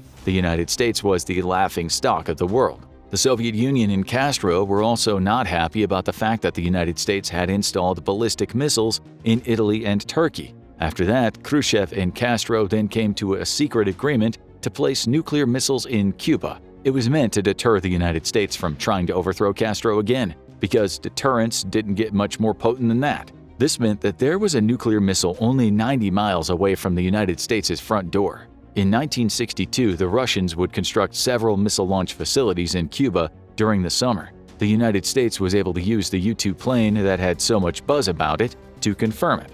At this point, President John F. Kennedy didn't want to declare a direct war on Cuba. Instead, the United States would set up a naval blockade so that offensive weapons couldn't be delivered to Cuba. The U.S. also demanded the weapons already in Cuba be dismantled and returned to the USSR. On October 27, 1962, the Soviet Union shot down another U-2 plane that had accidentally flown into Cuban airspace. Kennedy and Khrushchev knew that the nuclear war would be ugly, so that might be why they would be able to reach an agreement after days of negotiations. After all this, the Soviets would dismantle their weapons in Cuba and return them to the USSR. America, on the other hand, made a promise that Cuba was off limits. Both sides were about as happy as they were going to get. So the United States lifted their blockade on Cuba on November 20th. Of course, they didn't do this until after the Soviets had removed their missiles and light bombers from Cuba. In the wake of all this, Kennedy decided that it would be a good idea to have a direct hotline to the Kremlin in Moscow, not for idle chit-chat, but to try to facilitate communication between the president and the Soviet premier. It was another precaution taken to avert an all-out nuclear war. They would set up the phone on August 30th, 1963. When the KGB and the CIA weren't entangled with each other, they were conducting espionage on other intelligence agencies and governments around the world. The CIA wasn't involved in some of the KGB's finest work, gaining ground in the communist Eastern Bloc. In Budapest, Hungary, in 1956, university students protested Hungarian domestic policies imposed on them by Stalin, and they encouraged everyone to join them in their protests. The KGB, of course, focused on shutting down the burgeoning Hungarian Revolution. Hungarians were organizing revolutionary militias, and they were able to capture local Hungarian communist leaders and police. You can imagine how much the Soviet Union didn't care for that, which is why they felt the need to crush the revolution. Hungarians had even killed many of the communist leaders, and the anti-communist political prisoners were freed. The new Hungarian government pulled out of the Warsaw Pact, a defense treaty created by the Soviet Union and 7 other Soviet satellite states, which included Hungary. Initially, the USSR was open to negotiating. They might have been open to withdrawing the Soviet army from Hungary. The fighting would lead to 2,500 Hungarians and 700 Soviet army soldiers dying. Meanwhile, 200,000 Hungarians fled the country to try to find safety elsewhere. The Soviet Union would arrest all the revolutionary leaders prior to the scheduled negotiations. While the KGB technically won this round, they were also dealing with unreliable allies from Hungary. But in the eyes of the world, they'd established dominance of Hungary. They wouldn't have their freedom for 33 years. In 1968, the KGB would gain another victory in Czechoslovakia, which is now the Czech Republic and Slovakia. The KGB would infiltrate pro-democratic organizations in Czechoslovakia as mass protests and political liberalization began to happen. The first secretary of the Communist Party wanted more rights for citizens on top of decentralizing the economy. Once again, the Soviets offered to negotiate. Heard this one before, haven't we? Unsurprisingly, the same outcome happened once again. When the negotiations failed, the Soviet Union sent in 500,000 troops and tanks to occupy Czechoslovakia. The Soviets were cocky, believing that they could take the country in 4 days. In reality, it took them 8 months, but in the end, they would gain ground in Czechoslovakia. That same year, the Brezhnev Doctrine was put forth by Leonid Brezhnev, one of the Soviet leaders. It called upon the Soviet Union to intervene by any means necessary in Eastern Bloc countries where socialist rule was being threatened. But it wasn't just the KGB doing business throughout Europe. The CIA had a foothold as well, and they had a few victories of their own. In 1948, they managed to influence the Italian general election. After that, they continued to have their fingers in that particular pie until the early 1960s. Italian politics were heavily influenced by the CIA. The CIA even had given $1 million to Italian centrist political parties. The United States poured a lot of money into controlling Italy, about $10 to $20 million to be exact, all to keep the Italian Communist Party at bay. At the end of the 1940s, America gathered information about Finnish airfields and their capacities. The Finnish military intelligence considered the United States to be hopelessly behind Russia in dealing with northern and cold conditions. Undaunted, the CIA trained Finnish agents along with agents in the UK, Norway, and Sweden. The CIA learned more about the Soviet troops, geography, infrastructure, and plenty more. In the late 1950s, the Finnish Air Force feared the possibility of NATO using nuclear weapons against Finnish airfields to make them unusable to the Soviet Union. In 1979, the Soviet Union invaded Afghanistan, and naturally, the KGB was involved. Thousands of troops were airdropped in, and they were able to immediately take political and military control of Kabul, along with other large portions of the country. The KGB had even poisoned Afghanistan's president, Hafizullah Amin. They would, in his place, set up a puppet leader by the name Babrak Karmal. Brezhnev was convinced that Moscow had to act first to keep Afghanistan from running to the US for help. This was the beginning of a 9-year civil war that killed 1 million civilians along with 125,000 combatants. This is a huge part of what would be the USSR's undoing. While the Soviet-Afghan War had torn Afghanistan apart, it had also hit the Soviet Union hard economically. It also hurt their national reputation. The Cold War would last until 1991, and the 1980s were rife with spies. So much so that 1985 was called the Year of Spies by the American media, following the arrest of several foreign spies on United States soil. The KGB spent the 80s trying to suppress the independent self-governing trade union Solidarity in Poland. It became the first independent trade union in a Warsaw Pact country, and it had boasted 10 million members by 1981. With a third of the working population banding together, the Soviet Union was getting nervous. From 1981 to 1983, the Military Council of National Salvation instituted martial law in Poland, devastating many Poles. At the same time, the CIA was lending financial assistance to Poland in 1983. But martial law didn't stop the Solidarity movement. In 1989, the Polish government would speak with Solidarity and other groups, and it would be the same year that Poland would have a free election. Lech Wałęsa, the leader of the Solidarity movement, would be elected president of Poland. The CIA had several other failures to contend with during the Cold War, on top of the Bay of Pigs fiasco. You might recall the little thing called the Vietnam War. The CIA had been training South Vietnamese agents around 1954. The United States had to withdraw in 1973, complicating things for America further. And from August 20th, 1985 to March 4th, 1987, America was hit with the Iran-Contra scandal, which was yet another national embarrassment. The CIA was funding the Contras, a pro-American opposition, in the Nicaraguan Sandinista government. Senior administration officials had been facilitating the illegal sale of weapons to Iran. At the same time, Iran was under an arms embargo The proceeds were being used to fund the Contras. While President Ronald Reagan claimed the CIA was stopping weapons from going to Nicaragua, the CIA was actually arming and training Nicaraguan Contras in Honduras. The public discovered the truth in late 1986, leading to Congress investigating. As a result, they would indict several Reagan administration officials,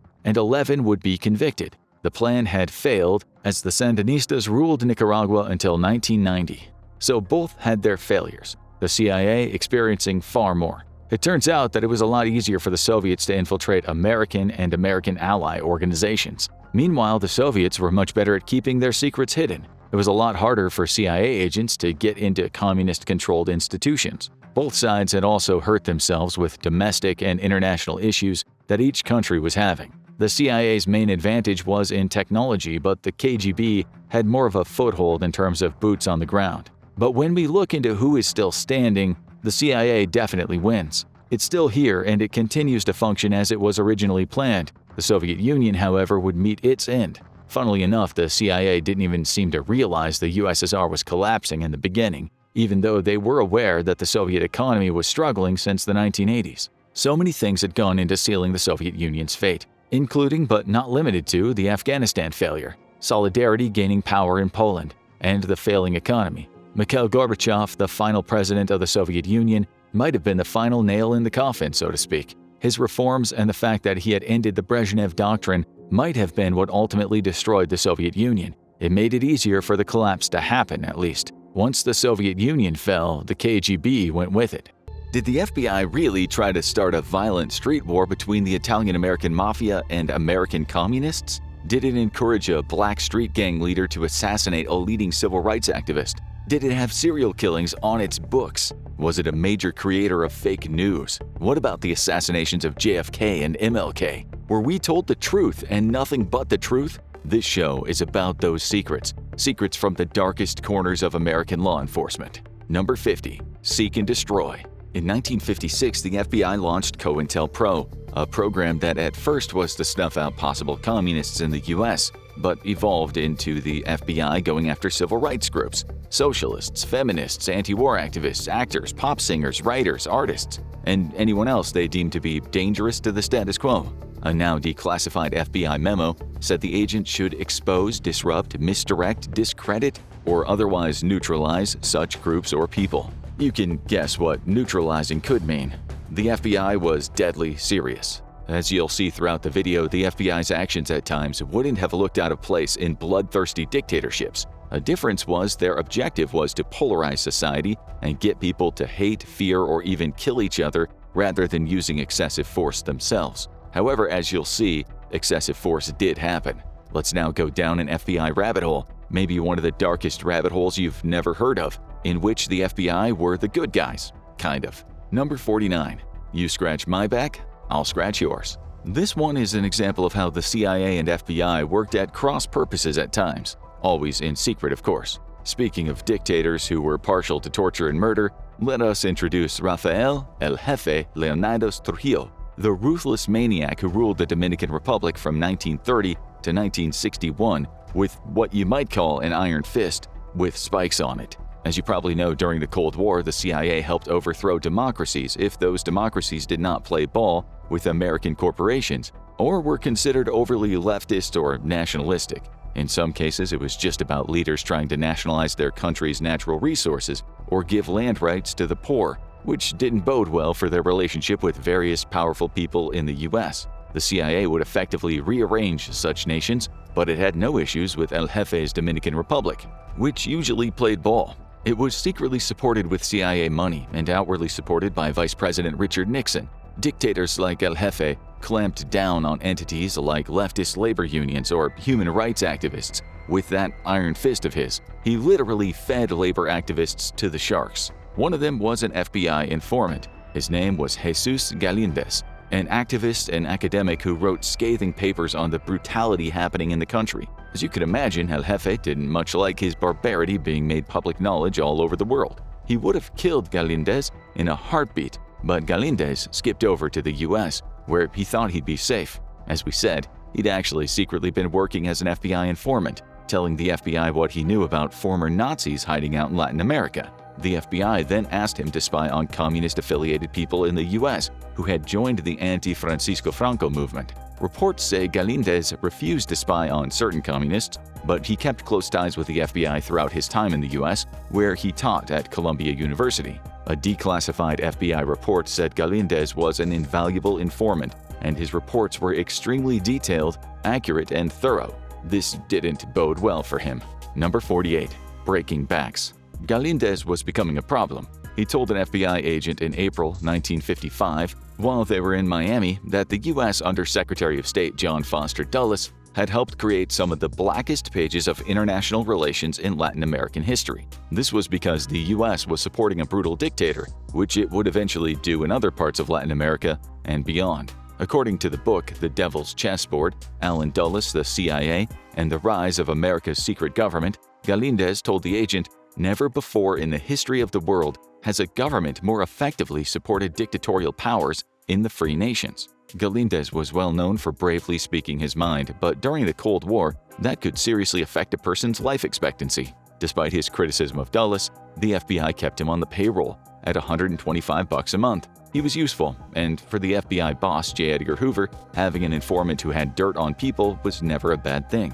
The FBI secretly helped Galíndez get American citizenship, but the agency knew his life was in danger when he was about to publish a long paper on El Jefe's brutality. 5 days before he vanished, the FBI wrote in a now declassified memo that Galíndez's critical thesis on El Jefe would cause him some, quote, difficulties. The 450-page dissertation he wrote was published and soon became a bestseller in Latin America. To say he would have difficulties doing this was an understatement. The American historian Alan Wells wrote that Galíndez knew he was a dead man walking. Number 47.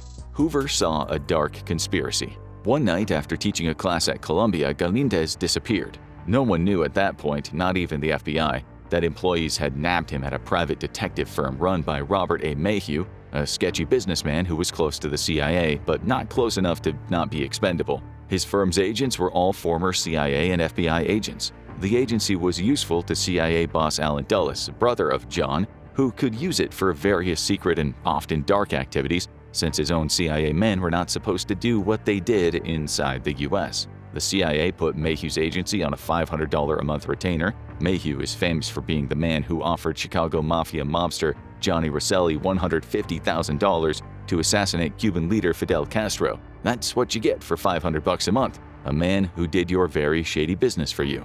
Mayhew is less well known for helping to spirit Galíndez out of the U.S. He had his guys with a nurse drug Galíndez in the back of a limo, and then they threw him on a plane. You could only imagine what happened when El Jefe got hold of Galíndez. He reportedly had him hooked to a pulley, hoisted up, and lowered into a vat of boiling water. He was boiled alive, and then the rest was thrown to the sharks. Another story says he was shot, but there were rumors that say El Jefe first made Galíndez eat his own feces and then boiled him in a cauldron at a warehouse near a sugar plantation. This was major news, given this man had gone missing from U.S. soil. The CIA under Dulles put pressure on the NYPD Intelligence Bureau officials to take care of this very delicate matter. Dulles also used friendly journalists to write misinformation about Galíndez running away with $1 million of CIA money. They called him a witting tool of the communists. But the smear campaign only worked for a certain amount of time. Still, it did what it was supposed to, make the public concentrate on the character, not the actual crime.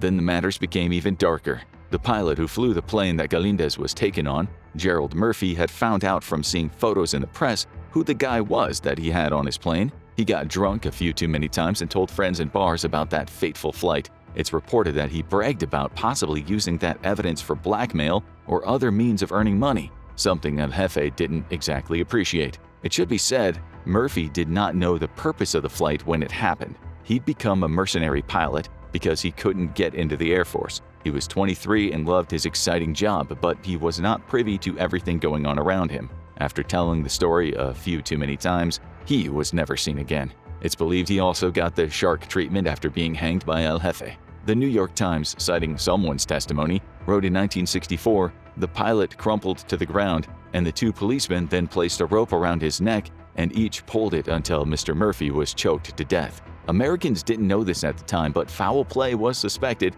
after Murphy's Ford car was found abandoned near a slaughterhouse and he was missing. It became major news. It caused an uproar and the FBI took an interest. Hoover, who it said was furious about his valuable informant plus an American pilot being murdered, had his men investigate. Many years later, the agency would declassify 10,000 pages of records on the Galindez kidnapping. In the 9 months after Galindez was murdered, 5 other people were assassinated by El Jefe's men in what was an attempt at a cover-up. Murphy's co-pilot was offed, as was the nurse who administered the sedative to Galindez, as were 2 airport employees and a colonel in El Jefe's security services. 3 of these people were American. This led to a young U.S. congressman named Charles Porter pushing for answers. Meanwhile, El Jefe spent millions trying to pull in favors. Alan Wells wrote, "Trujillo spent an estimated $6 million to discredit this victim, rehabilitate his image abroad, buy off witnesses, call in favors from U.S. senators and congressmen who he had wined and dined in the past, and bribe members of the Fourth Estate or journalists." Hoover discovered a dark underworld of sketchy former CIA agents and contract killers doing some very dirty work for dictators on American soil. He leaked the story to Life magazine, which ran the headline, "The Story of a Dark International Conspiracy." As you'll see later, the CIA and the FBI were experts at leaking stories to the media, sometimes untrue stories, but this one was real. Someone had to take the fall for Galindez's death, and that man was a man named John Joseph Frank, a former FBI and CIA agent who was said to have arranged the kidnapping. The press didn't talk about Mayhew at the time. Frank had gone rogue, said the media, and was on the payroll of El Jefe. Some researchers believe that the CIA actually planned it with El Jefe, but that hasn't been proven. An American author and an attorney named Stuart McKeever filed a lawsuit against the CIA in 2013 in regard to the case. Frank's story appeared in the press while the Justice Department discussed it with the CIA. Dulles informed the department that this was a matter of national security. The Justice Department ended up having to let Frank get off with a mere fine after he threatened to subpoena several CIA agents. The CIA General Counsel, Lawrence Houston, is supposed to have said that the CIA would be embarrassed if it were forced to produce those witnesses. In the end, no one was ever charged with the murders of Murphy or Galindez or the others. The CIA evidently had enough of El Jefe by 1961 because it helped with his assassination. El Jefe's murder spree was just too much. He had to go. A declassified CIA internal memorandum disclosed the CIA's quite extensive agency involvement with the plotters. That's just a taste of how the FBI and the CIA didn't always meet eye to eye in those days. You'll see more of that later. Number 46. Reds under the bed. The U.S. went through a period of national hysteria when Senator Joseph McCarthy went on a witch hunt, alleging communists had infiltrated every part of the U.S. government, Hollywood, high society, just about everywhere else. He also went after alleged homosexuals since homosexuality was prohibited. He destroyed lives, he ruined careers, so naturally, the FBI's J. Edgar Hoover and the CIA's Allen Dulles made sure he couldn't come after them. Each of these men had compromising files on each other. One of the files Hoover had on McCarthy, should he ever need it, stated that there was evidence McCarthy had groped the breasts of girls. The Chicago Tribune once wrote that he couldn't keep his hands off young members of the opposite sex. The question is, did someone leak this story? Number 45. Dulles versus Hoover. Dulles and Hoover didn't much like each other. As we've just shown you, the FBI and CIA often worked at cross purposes. They were always looking for bigger budgets and more power. They were also very different, with Dulles being highly educated and quite posh, and Hoover being much more of a down-to-earth kind of guy. Hoover once called Dulles an arrogant, pompous Prussian, and another time he said he was a puffed-up nitwit. They were polite to each other, of course. In a declassified letter Dulles sent to Hoover in 1956, it read, "It's a fine tribute to a great organization of which our country is rightfully proud. I feel it a privilege to have had the opportunity which Zany's present work affords of working with you. Faithfully yours, Allen V. Dulles." Dulles, who some historians have said had psychopathic tendencies, was often very cold to his wife. He cheated on her constantly. Guess who knew? Hoover knew, and he kept a secret file on all of Dulles's extramarital activities just in case he one day needed it. Number 44. Dulles versus Hoover, solidarity. They also worked together. In 2014, the New York Times wrote the headline, "In Cold War, U.S. spy agencies used 1,000 Nazis." Dulles brought the Nazis to the U.S., and Hoover kept it quiet. The Times wrote, FBI officials refused to even tell the Justice Department's own Nazi hunters what they knew about 16 suspected Nazis living in the United States. Those 16 were informants for the FBI. The Times wrote that one of them was an SS officer, Otto von Bolschwing, who the Times said was a mentor and top aide to Adolf Eichmann, architect of the Final Solution, and wrote policy papers on how to terrorize Jews. This was hugely controversial when it came out in 1981 during a court case, but von Bolschwig was suffering from ill health at the time, and he died in a nursing home in sunny California in 1982. Number 43. Dulles vs. Hoover 3. You won't be surprised to hear that Dulles had secret files on Hoover. It's well known that Hoover was close to his deputy, Clyde Tolson. They were like man and wife. They went everywhere together and spent Christmas together. The rumors about their homosexual relationship flooded Washington and beyond. Dulles told friends and allies that he had photographic evidence of Hoover and Tolson engaging in oral sex. Maybe that's why Hoover stated in one file on Dulles that Dulles had secret communist leanings. He didn't. Dulles did a lot of things, but supporting communism was not one of them. Number 42. Hoover's perverts. Despite Hoover's reported sexual orientation, he supported and took part in a war against American homosexuals, which became known as the Lavender Scare. This has been called the U.S. government's systematic persecution of homosexuals, people deemed perverted and sexually deviant. During the 1950s and 60s, hundreds of people, mostly men, lost their government jobs due to accusations that they liked or loved people of the same sex. In 1953 alone, the State Department said it had fired 425 staff due to their alleged homosexuality. You can't blame the FBI for all of this, but Hoover certainly played his part in the witch hunts along with McCarthy and the prosecutor Roy Cohn. Number 41. Truman's warning. President Harry Truman wasn't quite as on board with the hunt for homosexuals. In a statement he once made, he said, "We want no Gestapo or secret police. FBI is tending in that direction. They are dabbling in sex life scandals and plain blackmail. Edgar Hoover would give his right eye to take over, and all congressmen and senators are afraid of him." They were all scared of each other, but so much of what was happening was kept classified. Number 40. Official blackmail. Cohn himself was rumored to be a homosexual, although he always denied it, saying it was a smear campaign. In an interview in 1985, another journalist called him the most virulently anti-gay guy you could imagine. Yet the famous lobbyist Roger Stone said Cohn had a liking for the young and blonde of the human male species. Cohn was widely known to have represented some of the biggest names in the Italian-American mafia. Some of those people said Cohn kept photographs of Hoover with his male friends. It's believed that he kept those images for possible blackmail. Number 39.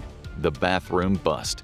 In 1956, a Harvard-educated astronomer, Dr. Franklin E. Kameny, who was hoping to go far in the USA space program, suddenly lost his job. He'd been attending an astronomy conference in San Francisco when someone busted down the door of a bathroom stall he was inhabiting with another man. Little did he know that he'd been one of the men who was listed in the thousands of documents in the FBI's very secret sex deviates file. His arrest wasn't the end of the matter. Number 38. The spying continues. After his arrest, Kameny was one of the 16 men who met at the Hay Adams Hotel in Washington, right across from the White House, to plan the foundation of a national gay rights organization named the Mattachine Society of Washington. You won't be surprised to hear that Hoover's men knew the meeting was taking place, despite it being kept a secret. A declassified 1,000-page FBI file stated that the hotel manager was listening to the meeting, and he went straight back to the FBI and told Hoover's desk what he'd heard. The FBI files say these men were a national security risk. Hoover actually had an informant in the society, leading to some men losing their jobs. It didn't stop there. Number 37. The Tangled Web. On August 28, 1963, the famed civil rights activist Martin Luther King gave his most renowned speech to a crowd of 250,000 people at the Lincoln Memorial in Washington, D.C. King talked about black people living on a lonely island of poverty in the midst of a vast ocean of material prosperity, and he said he had a dream, which included that my 4 children will one day live in a nation where they will not be judged by the color of their skin, but by the content of their character. In the crowd were Kameny and other members of the Mattachine Society of Washington. The FBI was watching them. The agency not only feared black activism, but a classified report said King's speech might inspire the first ever public speech relating to gay activism. This had never been done in the U.S. The FBI was right. On April 17, 1965, the Society gave a speech in Washington in front of the White House, comparing their treatment to gays under Fidel Castro's government. which had just announced it was going to send its own so-called sexual deviants to labor camps. The media didn't really cover it, but the FBI was certainly watching, photographing license plates and faces. Now let's talk about one of the most controversial matters in FBI history.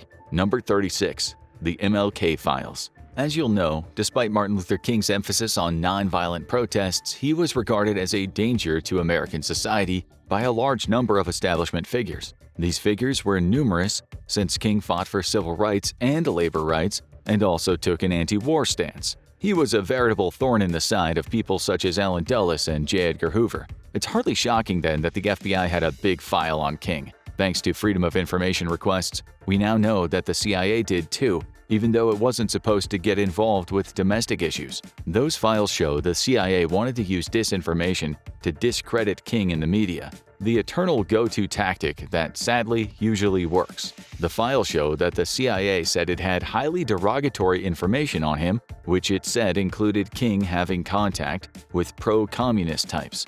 A separate CIA memo talked about the risk of King being assassinated, adding that this would backfire because it would make him a martyr.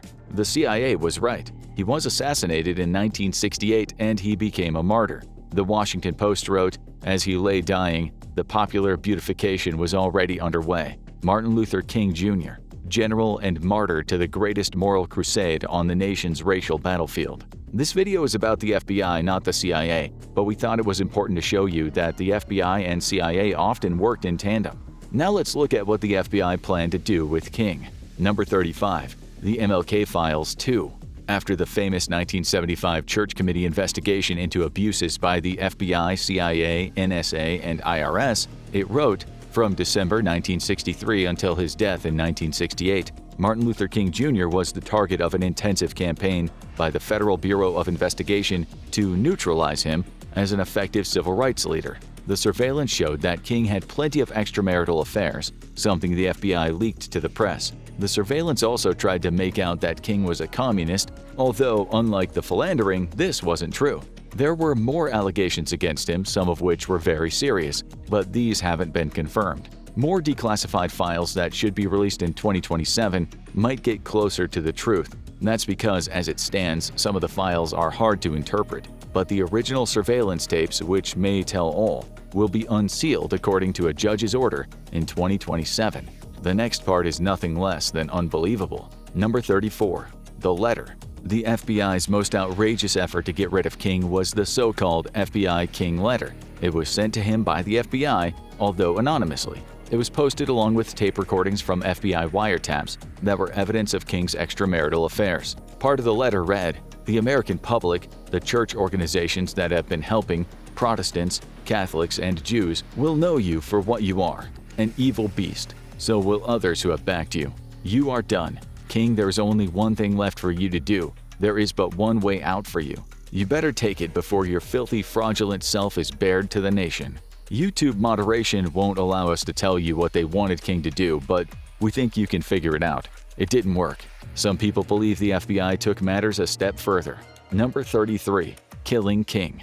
There have been plenty of theories about the assassination of MLK. One of them comes from allegations made by a man named Lloyd Jowers, a former Memphis tavern owner, and another man named Donald Wilson, a former FBI agent. They suggest King was killed as part of a government conspiracy. Number 32. The Conspiracy. We won't get too deep into the weeds since that would be a show all itself, but the theories state that the man convicted of King's murder, James Earl Ray, either didn't kill King or was part of a bigger conspiracy, possibly involving the FBI and other officials who may have also been part of the JFK assassination. The theories, like with JFK, are not insubstantial. In 1979, the United States House Select Committee on Assassinations, HSCA, said a conspiracy in the assassination of King was likely, adding that Ray could have been a scapegoat. In 1999, a jury at a Memphis civil suit reached a unanimous verdict. They said King was assassinated in a U.S. government conspiracy. There's more. Number 31. Coretta King. King's wife, Coretta, said that after looking at the evidence, she believed her husband was taken out by the government, or at least shady parts of the government. She said, "There is an abundance of evidence of a major high-level conspiracy in the assassination of my husband." She talked to Robert F. Kennedy, a man who believed his own brother John F. Kennedy might have been assassinated as part of a government conspiracy. RFK told her he'd try to get to the bottom of her husband's murder. King and RFK had had mixed relations in the past. While RFK had been the one to approve Hoover's wiretap on King, they agreed on many issues relating to war, poverty, and racism. King said he would support RFK's run for presidency. RFK later made a speech about King's death, saying, among other things, "What we need in the United States is not division. What we need in the United States is not hatred. What we need in the United States is not violence or lawlessness, but love, wisdom, and compassion toward one another." Maybe such sentiments were lethal. RFK was murdered himself almost exactly 2 months later. Number 30. Hoover and JFK. In a now declassified memo 2 days after JFK was assassinated, Hoover emphasized that the public must be led to believe that Lee Harvey Oswald had acted alone. Oswald, who'd just been murdered himself, was mentioned in the files made publicly available in 2017. In the memo, Hoover wrote, "There is nothing further on the Oswald case except that he is dead. He meant that's all people need to know, so leave matters alone." Hoover wasn't happy with the Dallas police force. Number 29. Hoover and Oswald. As many researchers have pointed out, the fact that Jack Ruby was able to walk right up to Oswald and shoot him is at the very least a bit strange. Ruby, who had connections with organized crime and allegedly also with Cuban exiles who'd worked with the CIA, had been an informant for the FBI. He should not have been able to get into the Dallas police headquarters so easily, say some of the conspiracy theorists, especially as someone had made an anonymous tip the night before that someone was going to kill Oswald. In his secret memo, Hoover said he told the Dallas police that there was a risk someone would kill Oswald. He wrote, "Oswald having been killed today after our warnings to the Dallas Police Department was inexcusable. It will allow, I am afraid, a lot of civil rights people to raise a lot of hell because he was handcuffed and had no weapon. There are bound to be some elements of our society who will holler their heads off that his civil rights were violated," which they were. It gets better. Number 28. More files released. In 1963, the FBI received a memo from CIA counterintelligence chief James Angleton. The memo had said just 25 minutes before JFK was shot, a man described as an anonymous tipster had made a call to a British news reporter and urged him to call the American embassy in London for some big news, and hung up. Number 27. Fireworks. Ruby also seemed to know something big was going to happen. Declassified FBI files showed that on the day of JFK's assassination, he told his FBI handler that something explosive was on its way. The released FBI file dated April 6, 1977 said, the informant stated that on the morning of the assassination, Ruby contacted him and asked if he would like to watch the fireworks. He was with Jack Ruby and standing at the corner of the Postal Annex building, facing the Texas School Book Depository building at the time of the shooting. Immediately after the shooting, Ruby left and headed toward the area of the Dallas Morning News building. Files like these have turned non-skeptics into skeptics, as well as what comes next. Number 26. Another letter. The Justice Department in 1975 said it was investigating a letter that Oswald had delivered in person to the FBI Dallas office just before JFK was murdered. The letter explained how he would blow up the office if the FBI didn't stop harassing his wife, Marina. It is true that Agent James P. Hosty Jr. had visited the house where Marina was staying.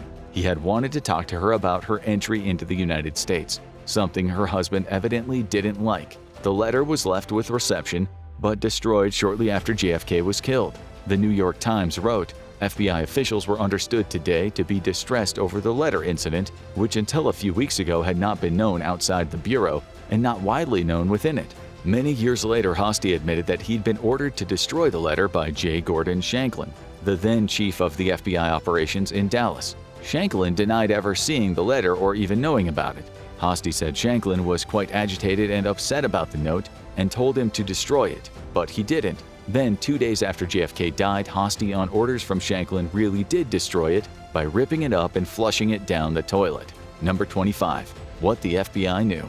Some people say Oswald was an FBI informant. Yet William C. Sullivan, one of the highest-ranking FBI officials, wrote in a memo on January 30, 1964, to Assistant FBI Director A.H. Belmont that Oswald was never an FBI informant, was never paid money for information, was never assigned any symbol number. Number 24. Hoover's worries. As you now know, Hoover was worried that people would start thinking more than one person had killed the JFK. Just before Oswald's death, Hoover stated in a memo, "Last night we received a call from our Dallas office from a man talking in a calm voice and saying he was a member of a committee organized to kill Oswald. That's why he called the Dallas cops and told them that they should keep an eye on Oswald and ensure no one got near him." Now let's take a look at when the FBI became killers. We'll return to the topic of Oswald later. Number 23. The Black Messiah. The FBI was also partial to the art of assassination, it seems. One such man who felt the brunt of the FBI's wrath was Fred Hampton, an activist for the Black Panthers whom Hoover called the Black Messiah. Prior to taking part in his execution, the FBI tried to sow the seeds of disunity in the party by planting their own men among the Panthers. A series of memos Hoover wrote shows that he was willing to go to the most extreme lengths to wipe out these activists. Number 22. The Hit. On December 4, 1964, when Hampton was 21, the FBI orchestrated an armed raid with the Chicago police on Hampton's apartment at 2337 West Monroe Street on Chicago's west side. At the time, Hampton was with his friend and bodyguard, William O'Neill. Little did Hampton know that O'Neill was working with the FBI. That night, he spiked Hampton's drink with a strong drug, although it's debated to this day what that drug was. The upshot was Hampton falling asleep.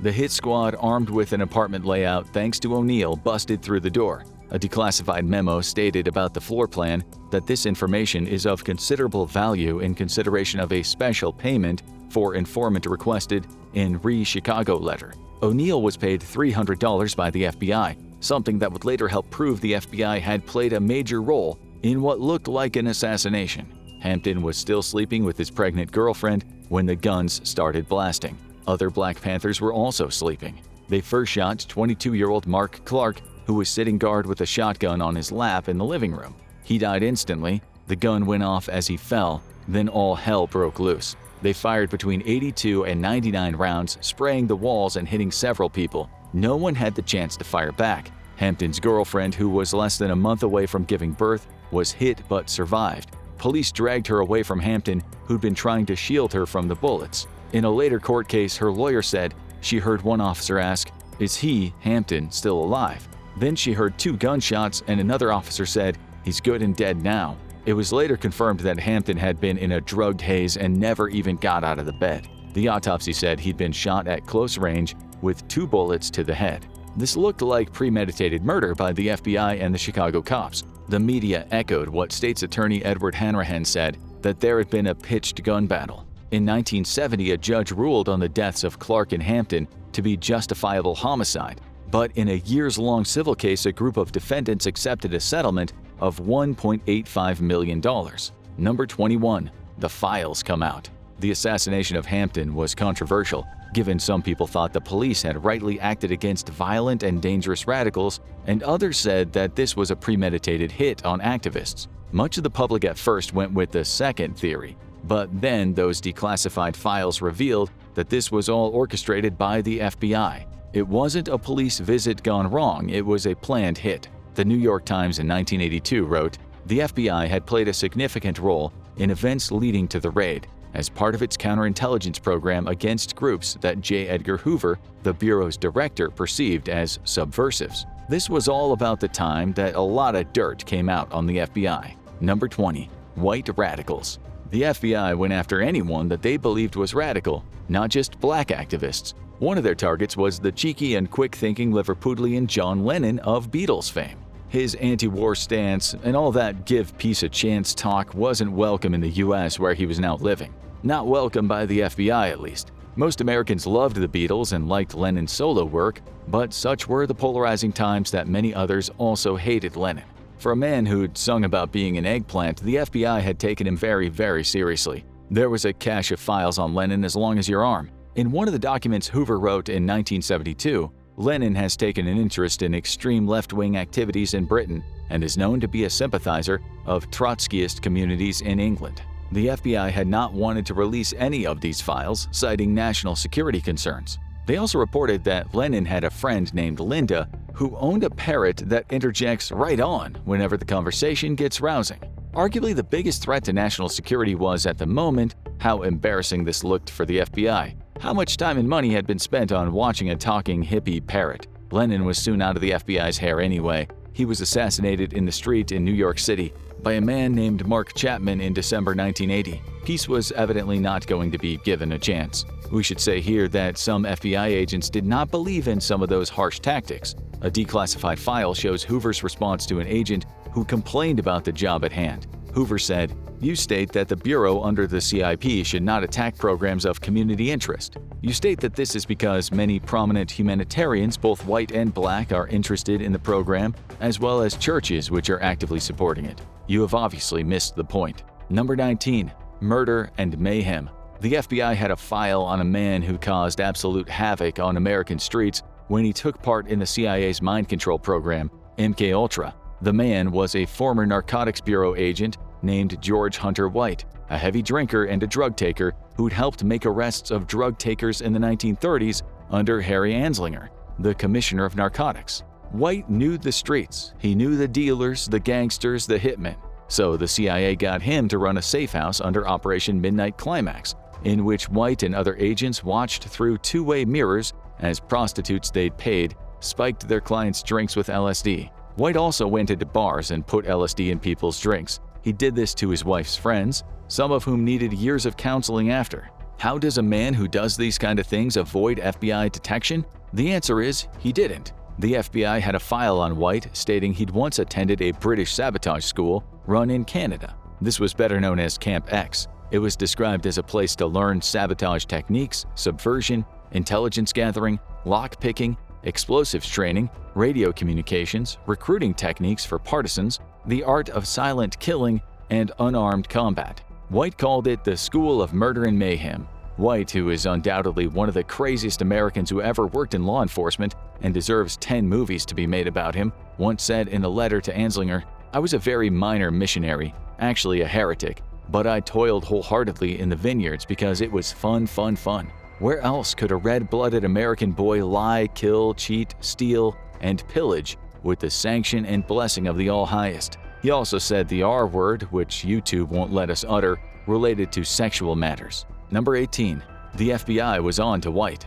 According to White's diaries, which were found after he died from alcohol-related liver disease, the FBI might have been on to him and his safe houses. One of his diary entries reads, 81 Bedford Safe House, call Anslinger. He says the FBI knows about it. M has been pumped by the FBI, neighbors, etc. Another file the FBI had on White, which was later declassified, said White was part of an ultra-secret assignment as a consultant. This was related to MKUltra, of course. It wasn't something the CIA was going to share with the FBI. In a separate related file also sent to Hoover, it says that Redacted handled FBI agents some of the knockout drops used by White and also some of the truth serum White had used. The latter was probably LSD. As for the knockout drops, take your pick. Number 17. Mr. Olson's fall.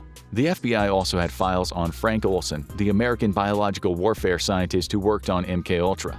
He very mysteriously flew out of a hotel window in New York in 1953 after it was discovered that he might open his mouth in regard to sensitive information about MKUltra and the novel ways the CIA interrogated people. It's hard to know what the FBI made of his death, since much of the file is redacted. It looks like to protect certain names. Olson's family has claimed that he was thrown out of the window, and the evidence suggests that's a real possibility, but no one has ever been arrested over it. Number 16. Alleged smear campaign. As we've said, the FBI has engaged in smear campaigns in the past. It may have been done in the not-so-distant past, although we don't have the declassified files yet. In 2011, a former CIA officer said he'd been asked to collect damaging information on the Middle East expert and Iraq war critic, Professor Juan Cole. The University of Michigan academic sued both the CIA and FBI for what he said was a targeted smear campaign against him by the two agencies on the orders of President George W. Bush. Number 15. Definite smear campaign. Thanks to declassified files, we now know on March 6, 1959, Hoover told his staff to investigate subversive factors in the media, either journalists or publishers, who he said could be discrediting our American way of life. The practice was to get dirt on such people so the U.S. public would ignore whatever they said. Number 14. The FBI abroad. The CIA is usually the agency that affects change abroad. However, after and during the war, The Franklin D. Roosevelt administration sent 700 FBI agents to Mexico, Brazil, Chile, Argentina, and other parts of Latin America under the Special Intelligence Service. This was mostly top secret, dedicated to finding Nazis, Nazi spies, or smugglers and propagandists working for the Axis powers. Hoover then shifted the SIS's focus more toward communism. A book on the matter states that, unlike the CIA, the FBI did not take executive action in Latin America, meaning removing politicians and activists. Though, through extensive surveillance, Hoover only compiled dossiers on foreign leftists he deemed possibly troublesome. Number 13. The KKK. On March 25, 1965, the civil rights activist Viola Liuzzo was driving a car from Selma to Montgomery in the state of Alabama when 4 members of the Ku Klux Klan started to follow her and Leroy Motton, a young black man who was in the car with her. At one point, the chase car pulled up alongside them and opened fire. The reason for this attack was Liuzzo's support of civil rights and voting rights for African Americans. Motton survived, Liuzzo did not. One of the men in the chase car was actually an FBI informant. It didn't look too good that an agent was with violent racist people, so Hoover decided to do something about it.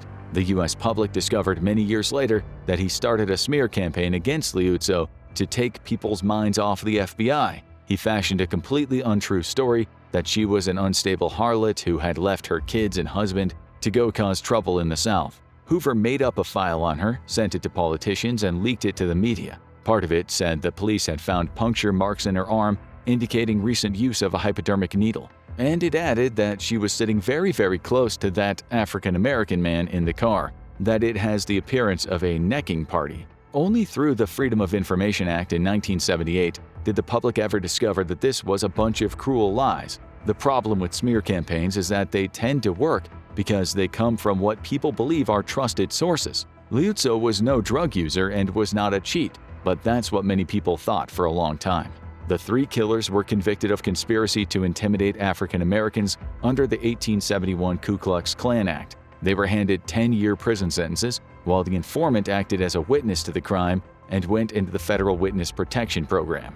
Now let's take a look at Hoover's take on UFOs. Number 12. UFOs. In September 1947, Hoover wrote to Air Force General George McDonnell about the FBI's role in the spate of UFO sightings. Hoover said he was not interested in relieving this Air Force of running down incidents, which in many cases turned out to be ashcan covers, toilet seats, and whatnot. We guess Hoover wasn't much of a believer. 4 days later, he sent a memo to his field offices and told them to end any joint investigations they had with the Air Force regarding UFOs. Number 11. UFOs 2.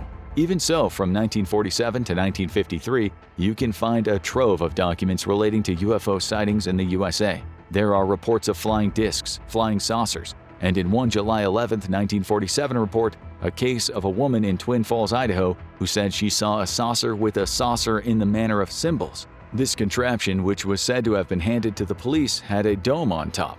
The FBI report noted this might not have been a prank, although it certainly sounded like one. Pranking was a dangerous business, given that Hoover and the CIA would sometimes surveil UFO organizations and UFO enthusiasts in the possibility they were subversive elements. Number 10. Torture training. In Latin America under Operation Condor, the CIA sponsored state terrorism, and its infamous torture manuals played a part. Trade unionists, journalists, writers, artists, and even regular citizens suspected of being left-wing activists were tortured and sometimes disappeared. That is some dark stuff, but we usually don't associate the FBI with such torture. Even so, declassified files showed that the FBI did at times follow the CIA's Kubark counterintelligence interrogation methods. After the manual was declassified in 1997, we learned that what the American Civil Liberties Union called a gruesome torture program was, at times, indeed used by the FBI. Now let's look at how torture was implemented. Number 9. Torture practice. As you know, during the War on Terror, men called high-value detainees were treated to controversial enhanced interrogation techniques. The Guardian talked about an alleged terrorist named Abu Zubaydah, who was arrested by the FBI, CIA, and Pakistani cops in 2002. He is still detained, yet has never been charged. He's kind of famous for the torture that happened to him, something he took to the European Court of Human Rights in 2014, and was awarded damages that his lawyer said he donated to torture victims. The FBI took part in some of that torture, which included being kept in a coffin for 11 days, beaten against walls, hung by his hands for days on end, waterboarded 83 times, kept in stress positions, and sleep-deprived. He got what the British called the full Monty at black sites, not just in Poland but in Thailand, Afghanistan, and Northern Africa. Number 8. Torture in Thailand. Thailand has a pretty bad track record where torture is concerned, which makes it the ideal place to have a black site. Human Rights Watch said the cops in one province of Thailand tortured youths, in some cases crushed their testicles, and then buried them after hanging them. This was when Thailand had its notorious uptick in the war on drugs in 2003. The cops were accused of abducting and killing at least 24 people in just one province, Kalasin. It was completely illegal, of course, but it also made Thailand a good place for the CIA to have black sites. The CIA has had secret sites in Thailand for decades. How this ties to the FBI is we now know some FBI agents were sent to that black site in Thailand during the War on Terror. The New York Times reported about this, saying the FBI usually has a strong moral compass. It gave the example of FBI agents not liking what they saw at those Thai black sites, saying its agents, disgusted with the violence they saw at a secret CIA prison in Thailand, walked out. The same article said 9 FBI agents worked for the CIA in Thailand. While on the record as being FBI, they were accused of torture and ended up in the courts. The public only found out about them in 2021 when the FBI declassified the relevant files. Number 7. JFK again. In 2022, after more JFK files were declassified, it was reported that the first recorded conversation between Hoover and President Lyndon Johnson was mysteriously erased. One of the memos sent by Hoover, dated November 24, 1963, stated, "The thing that I am concerned about, and so is Mr. Katzenbach, Deputy Attorney General Nicholas Katzenbach, is having something issued so we can convince the public that Oswald is the real criminal." Number 6. Fake news. You might have heard about a man who is sometimes said to be one of the most influential Americans of the 20th century. His name was Henry Luce, and he was the founder of Time Magazine, Life Magazine, Fortune, and Sports Illustrated. He was also a friend of Allen Dulles, who with Luce helped to shape the public's opinion of the world affairs during Dulles' time at the CIA.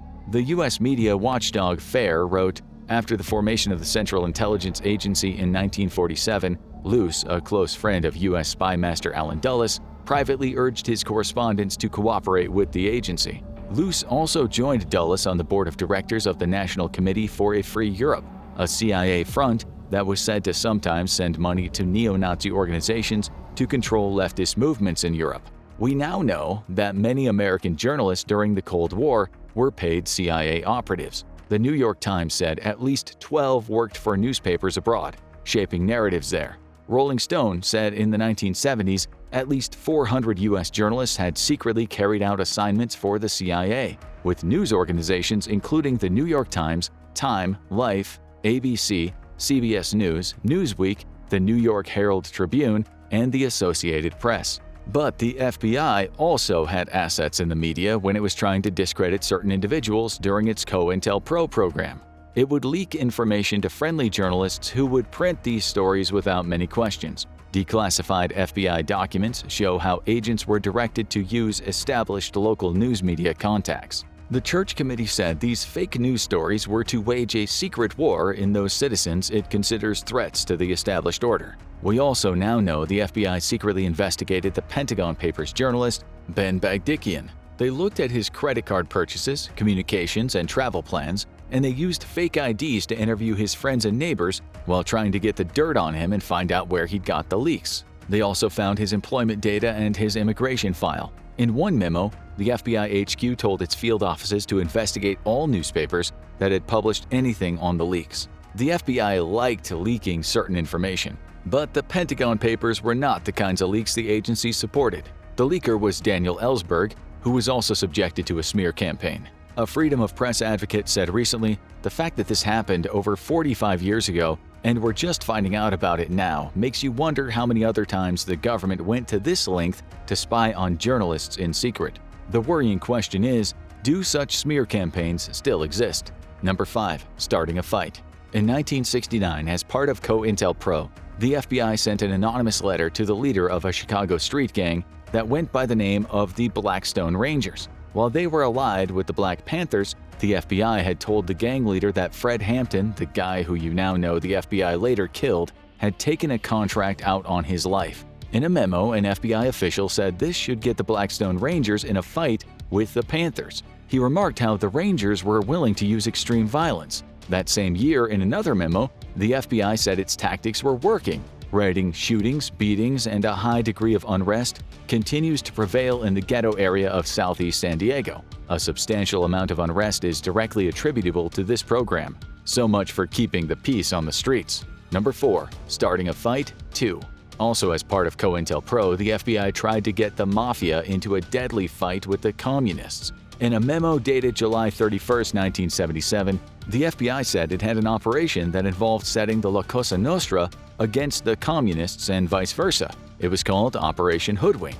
In another memo, the FBI admitted that neither side seemed interested in getting into a bloody battle after 2 years of trying. They even wrote letters to newspapers from apparent workers who supported labor unions. One such letter was from a man calling himself The Worker. He was mightily upset, he said, about the Mafia and its loan sharks extorting money from innocent victims while going about their other nefarious activities. This was supposed to get the two groups into a firefight, taking each other out and saving the FBI the effort. The sharks, it seems, didn't bite. There were more letters. One consists of a man saying his communist brother-in-law, who'd just been to Russia, was coming home to get rid of the hoodlums and the unions. They also sent letters to the 3 top Mafia leaders from apparently a communist who was blaming them for bombing the communist HQ.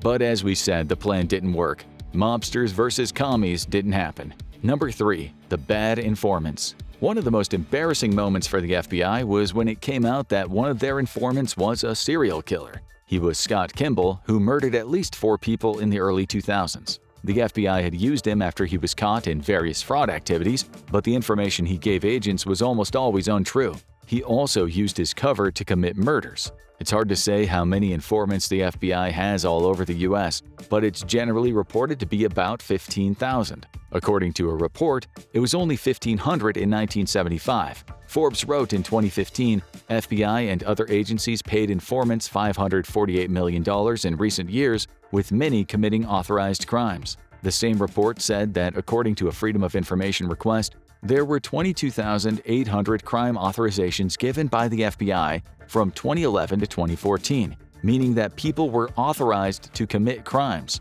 The agency explained, "It's not that we're ignoring these crimes, it's that we're letting the informant engage in the criminal activity for the purpose of furthering our investigation. These are not major crimes, it seems, but informants have used their protection to get away with terrible deeds, such as the mass murderer Philip Arthur Thompson." According to a recent Netflix true crime documentary series, American Conspiracy: The Octopus Murders, a crazy documentary, Thompson was a sadistic man involved with heinous crimes for many years. But no matter how horrifically violent his crimes were, he had a knack of staying out of prison. We'll say no more about that documentary, lest we end up having an accident. Now, to be fair to the FBI, without informants, the job is almost impossible. And let's remember, the job mostly entails keeping people safe. Today's show is mostly about the hidden bad stuff. Number 2. The FBI spy. One of the most infamous spies the U.S. has ever had worked for the FBI. His name was Robert Hanssen. He started working for the FBI in 1976. Unbeknownst to anyone, he started passing information to the Soviets in 1979. Over the years, he told the Russians about a multi-million-dollar eavesdropping tunnel under the Soviet embassy in Washington, D.C. Despite the high cost of the tunnel, the Americans barely got anything useful. Little did they know that Hanssen had told the Russians about it. He was paid about $130,000 in today's money for that information. He gave the Russians information about the U.S. nuclear program. He told them about American spies, which led to the arrest and imprisonment of 3 U.S. sources. 2 more Americans were executed because of his spying. It's thought he was paid $1.4 million, $600,000 cash and diamonds, and about $800,000 right into one of his bank accounts. It cost the FBI another $7 million to get information from a KGB agent that would lead to them catching Hanssen. Today, after being called the most traitorous actions imaginable against a country governed by the rule of law, he is 79 and wallowing away in a high-security prison. Number 1. Undercover. One of the most frightening jobs in the world is that of an undercover agent who has infiltrated an organization. The name Joe Pistone springs to mind. He was the FBI agent who, from 1976 to 1981, pretended to be a criminal named Donnie Brasco as he infiltrated the mob. His work led to around 100 convictions, not to mention the murders that took place when he left his mafia in chaos. Over the years, FBI agents have infiltrated neo-Nazi groups. They've had people in environmental activist outfits and feminist organizations. And they recently put a pink-haired woman who said her name was Chelsea into a racial justice group. While we guess most people, for the right amount of money, wouldn't mind risking the racial justice group finding out who they were, you certainly wouldn't want to get on the wrong side of drug gangs. It's happened. Agent Charles Leo Reed was buying cocaine from a surveilled drug dealer in Philadelphia in 1996 when he was shot dead. At the time, his name wasn't published in the news stories, since undercover agents are always kept very secret, even within the FBI. Fortunately, undercover agents are not killed very often.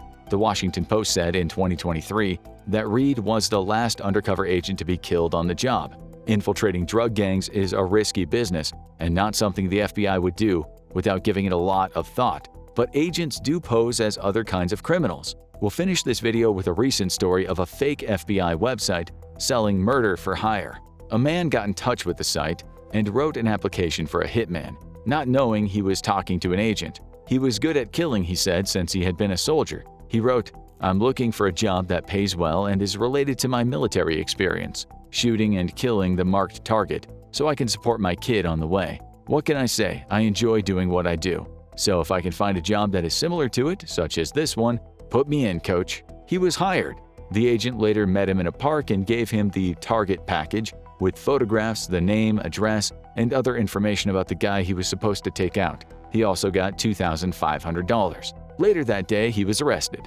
Whether you know it as MI6, the Secret Intelligence Service, or James Bond's employer, the British Secret Service certainly contains some of the most interesting, thrilling, and mysterious secrets on the planet. Yet many people don't even realize that MI6 is a real organization. So, what's the deal with England's Secret Service? What secrets have been leaked? Let's take a look at the top 50 insane declassified secrets about MI6 that you probably don't know.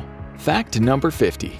MI6 was first founded over a century ago in 1909 and has since evolved into a global espionage network. But what you might not have realized until now is that the Secret Intelligence Service did not officially exist until 1994.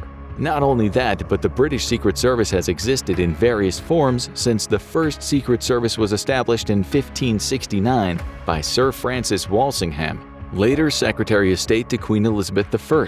Walsingham feared a Catholic uprising and so recruited informers, cryptographers, and seal breakers to form a protective spy ring around the Queen of England. His efforts led to the execution of Queen Mary of Scots and England's strategic advantage in 1588 when the Spanish Armada attacked England. Fact number 49. Did you know what the purpose of MI6 is? MI6 is responsible for gaining information about enemies abroad, gathering information to promote British interests, and developing key contacts. Today, the MI6 headquarters are located at the center of London on the River Thames and are now codenamed VX. The more you know. Fact number 48. Few people know why MI6 was founded in the first place, but now you can be one of them. British fears that Germany was targeting Great Britain in 1909 led the country to found the top secret espionage service. Fact number 47. You might be aware that the very first chief of the Secret Intelligence Service was named Mansfield Cumming. But did you know that the first chief spy master used to startle potential recruits mid-interview by stabbing himself in the leg? Thankfully, it was wooden. But if the recruit winced, Cumming allegedly said, "Well, I'm afraid you won't do." Would you pass Sir Mansfield Cumming's test? Fact number 46. You probably won't be shocked to learn that MI6 did much of its recruiting efforts from Great Britain's upper classes for years, but you might not have expected that this trust was largely misplaced, as the KGB, the Russian version of the State Security Committee, was able to convince some of MI6 elite agents to act as spies for the Russians. In 1978, a Bulgarian dissident was assassinated by a poison pellet dropped from an umbrella.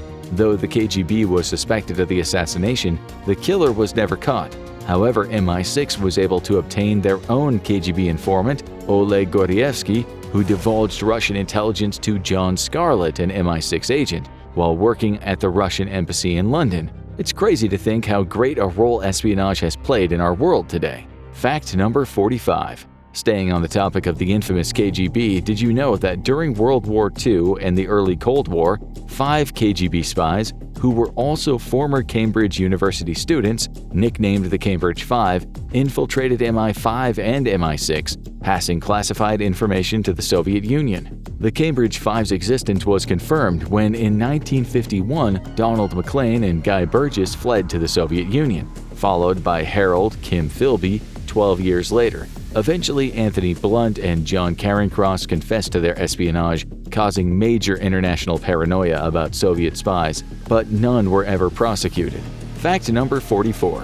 What does MI6 actually focus on? Well, that's a great question. The mission objectives of the organization relate to counterterrorism, nuclear proliferation, disrupting hostile activity, and cyber-related activity. Fact number 43. During World War II, the Secret Intelligence Service's role dramatically expanded. But did you know that a Norwegian named Olaf Reed Olsen, who had resisted the Nazis beginning when his country was invaded and eventually had to flee, was recruited to MI6 to provide intelligence on German activities during the war? Not only that, but Olsen was actually parachuted back into Norway on a mission with supplies provided by MI6. He earned medals, including the Distinguished Service Cross, for his bravery. Fact number 42. You might not believe it based on the misogynistic overtones of James Bond and the like, but women have played a huge role in the Secret Intelligence Service over the years, though they also went through considerable sexism. In the early years, women were deployed as honey traps to ensnare or blackmail enemies, or were relegated to secretarial roles. When in 1919 Vernon Kell co-founded the precursor to MI6, he said he would ideally want to recruit men who could make notes on their shirt cuff while riding horseback, and apparently once commented that he liked girls to have good legs. Women were overlooked for many years, even despite showing their skill and bravery during World War II, and were not regularly recruited as intelligence officers until the late 1970s. However, in recent years, women have made up 3/4 of the directors general at MI6, and women have come to hold a crucial role in modern espionage. In the cultures of many of the UK's greatest adversaries today, including China, Russia, Iran, and North Korea, women are repressed, and very few hold positions of power. This means that female spies are often overlooked and can exploit weaknesses for MI6's gain. In fact, women tend to have the upper hand in their espionage in countries that are more conservative and male-dominated. Since MI6's founding, times have changed, as women now have far more power and respect within the Secret Intelligence Service and espionage today. Fact number 41. How do you keep a building holding many of Great Britain's government secrets and espionage tactics secret and secure? Do you hide the building in a classified location, like somewhere in the mountains that's treacherous to access? Do you design a building that blends in, that no one would take a second look at? How do you keep the building safe and secret even from those who built the building? Sir Mansfield Cumming, the founder of MI6, was obsessed with solving that issue. When he moved his office to a London townhouse, visitors were told to go to an address 6 kilometers away on the Strand, and then he'd give them the address. He carefully concealed the address even from colleagues and advisors who didn't absolutely need to know where the building lay. For decades, MI6 would rent commercial office space under a false name.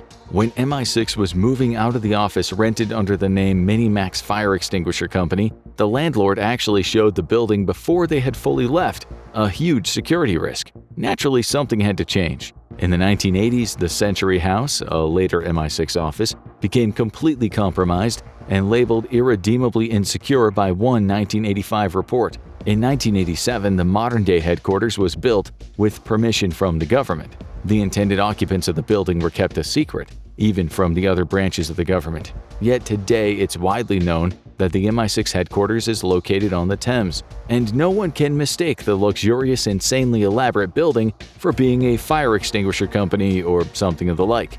MI6 instead opted to enact insane security measures. What security measures, you might ask? Well, that's another fact. Fact number 40. Since MI6 agents cannot tell friends and extended family about their true role, they have to sometimes come up with clever excuses to avoid spilling any classified information. For instance, one spy uses the tactic of describing a role so boring that their friends never ask them about work again. Imagine that! What job would you tell your friends you had if you were a spy? Fact number 39. Spies naturally have to keep very private life and identity. But what safeguards are there to protect them from outside danger or being targeted? Restrictions and legislation can protect spies' identity and information. For one, the Official Secrets Act makes it a criminal offense to disclose classified information. Also, MI6 has pledged never to reveal the identities of its employees or agents. Did you know there were such measures to protect the Secret Intelligence Service's agents? Fact number 38. We bet you didn't know that MI6's resources were used to train personnel for other countries, such as the U.S. Office of Strategic Services personnel. When the United States entered the Second World War, MI6 has also cooperated with the Office of Strategic Services' successor, the CIA. Fact number 37. If you're well versed in the world of British espionage, you probably know of MI6's sister agency called MI5, which was also founded at the turn of the 20th century, when Herbert Asquith's government feared Germany's imperial ambitions. The Committee of Imperial Defense recommended the creation of the Secret Service Bureau, which came to life in October 1909. The 5th and 6th Divisions of the Military Intelligence grew into the MI5, also called the Secret Service, and MI6, the Secret Intelligence Service. You might also realize that information about MI6 is far more heavily guarded than that of MI5, since MI5 is concerned with internal security and domestic counterintelligence activities. That might even be why you're watching this video, to learn about the little-known history and secrets of the elusive MI6. But did you know that MI6 can censor news accounts of its activities through what's called D notices under the Official Secrets Act? Fact number 36. Claire Hubbard Hall, an espionage historian, blames pop culture for the view of female spies as being sexualized. According to Hubbard Hall, the word secretary was often used to disguise women whose roles went far beyond clerical activities. Those who married had to immediately leave the Secret Intelligence Service until 1973, so many women spies were single and never had children. There's not much information about female spies historically due to their lower ranks. Fact number 35. Earlier, we discussed the evolution of MI6 headquarters over the years, but we didn't answer how MI6 keeps its office secure.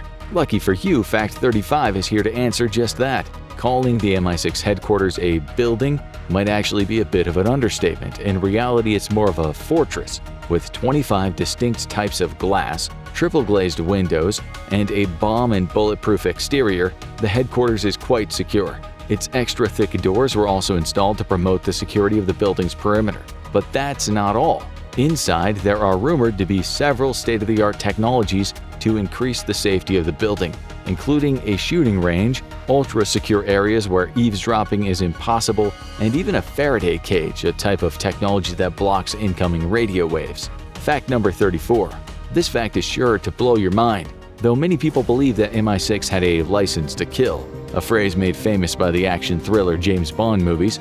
A professor who gained unrestricted access to MI6's records was able to confirm that was a myth. Agents didn't have a free pass to be trigger-happy. Others have said that real MI6 officers don't need a license to kill because almost everything they do overseas is illegal, so the agents are at the mercy of lawmakers in whatever country they're in. What's crazy is that MI6 was responsible for some fatalities, especially during wartime.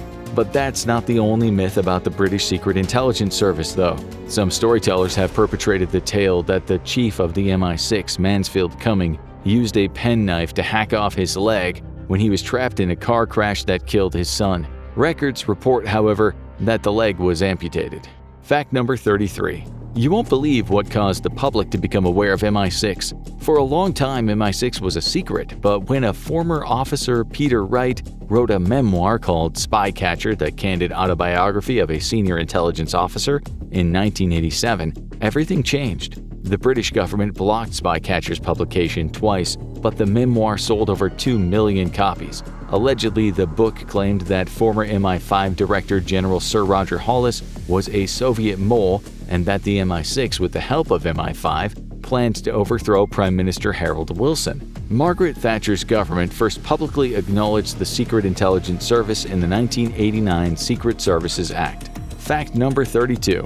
This fact is hard to believe, and its name is even harder to believe. Operation Cupcake was an MI6 initiative to replace a 67-page instruction manual on how to make a bomb in the kitchen of your mom in Inspire magazine, Al-Qaeda's first English-language magazine, with cupcake recipes. MI6 replaced the bomb-making instructions with specific recipes from Ellen DeGeneres' show Best Cupcakes in America. MI6 has also removed articles by Osama bin Laden, the head of Al-Qaeda, and a piece on what to expect in jihad.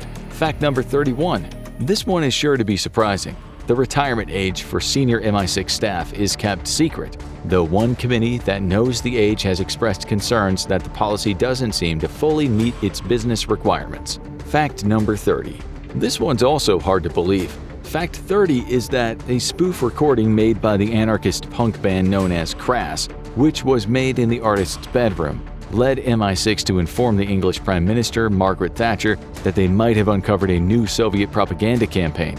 You might be wondering what exactly happened there. Well, Crass is known for its various anti-establishment protests during the 70s and 80s. The band released songs like Nagasaki Nightmare and Penis Envy, but none of its releases were ever as provocative as in 1982, when they spliced recordings of Prime Minister Thatcher and then US President Ronald Reagan to make them sound like they were arguing over the Falklands War and considering launching nuclear weapons at Germany. The band posted the tapes to Dutch newspapers, who dismissed it as being fake. However, the US State Department didn't dismiss Crass's spoof, proclaiming it as an example of Soviet propaganda. Official UK government documents that were declassified in 2014 show that Prime Minister Thatcher was kept updated by the Foreign Office, and that MI6, the CIA, and the US State Department communicated about the tape for as long as 2 years. One Foreign Office official even told Thatcher in 1983 that the recording could be an Argentinian or Soviet intelligence operation meant to discredit the Prime Minister. Thatcher herself was concerned by the recording. She even sought advice from foreign and domestic secretaries about whether she should discuss the Crass tape in an interview on BBC's Panorama. So, essentially, a prank by a punk band fooled the Prime Minister and MI6 alike. We bet you didn't see that one coming. Fact number 29. Did you see the Secret Intelligence Service's first television ad to recruit more women and ethnic minorities in 2018? The ad starts with footage of a shark weaving through the water before panning out to show a woman and her young son looking at the shark from the other side of aquarium glass. The last line of the ad is, "Secretly, we're just like you." The ad was meant to remove some of the otherness of spies, but one woman's account suggests that it isn't necessarily true. Spies can't tell anyone besides close family who they work for, and even family members cannot know about your day-to-day activities. You have to turn off your phone long before approaching headquarters, and the phone is locked for the day. Spies have limited access to the internet and can only contact the outside world through landlines. Working from home is difficult because having a secure connection can only be ensured in the office. As one account of an MI6 spy put it, spies may be trained in firearm use, deployed in active war zones, and dressed in various disguises as they move imperceptibly within and between countries. Fact number 28. You now know of Sir Mansfield Cumming. You remember the guy who would stab himself in the wooden leg to scare new recruits. But did you know that Sir Cumming really loved disguise, racing his Rolls-Royce through London and writing correspondences in green ink? He and one of his first master spies, Sidney Riley, would disguise themselves with items from London theater shops. Cumming is also known for his gadgets, practical jokes, and gold-rimmed monocle. He also liked to take kids on rides in his personal tank.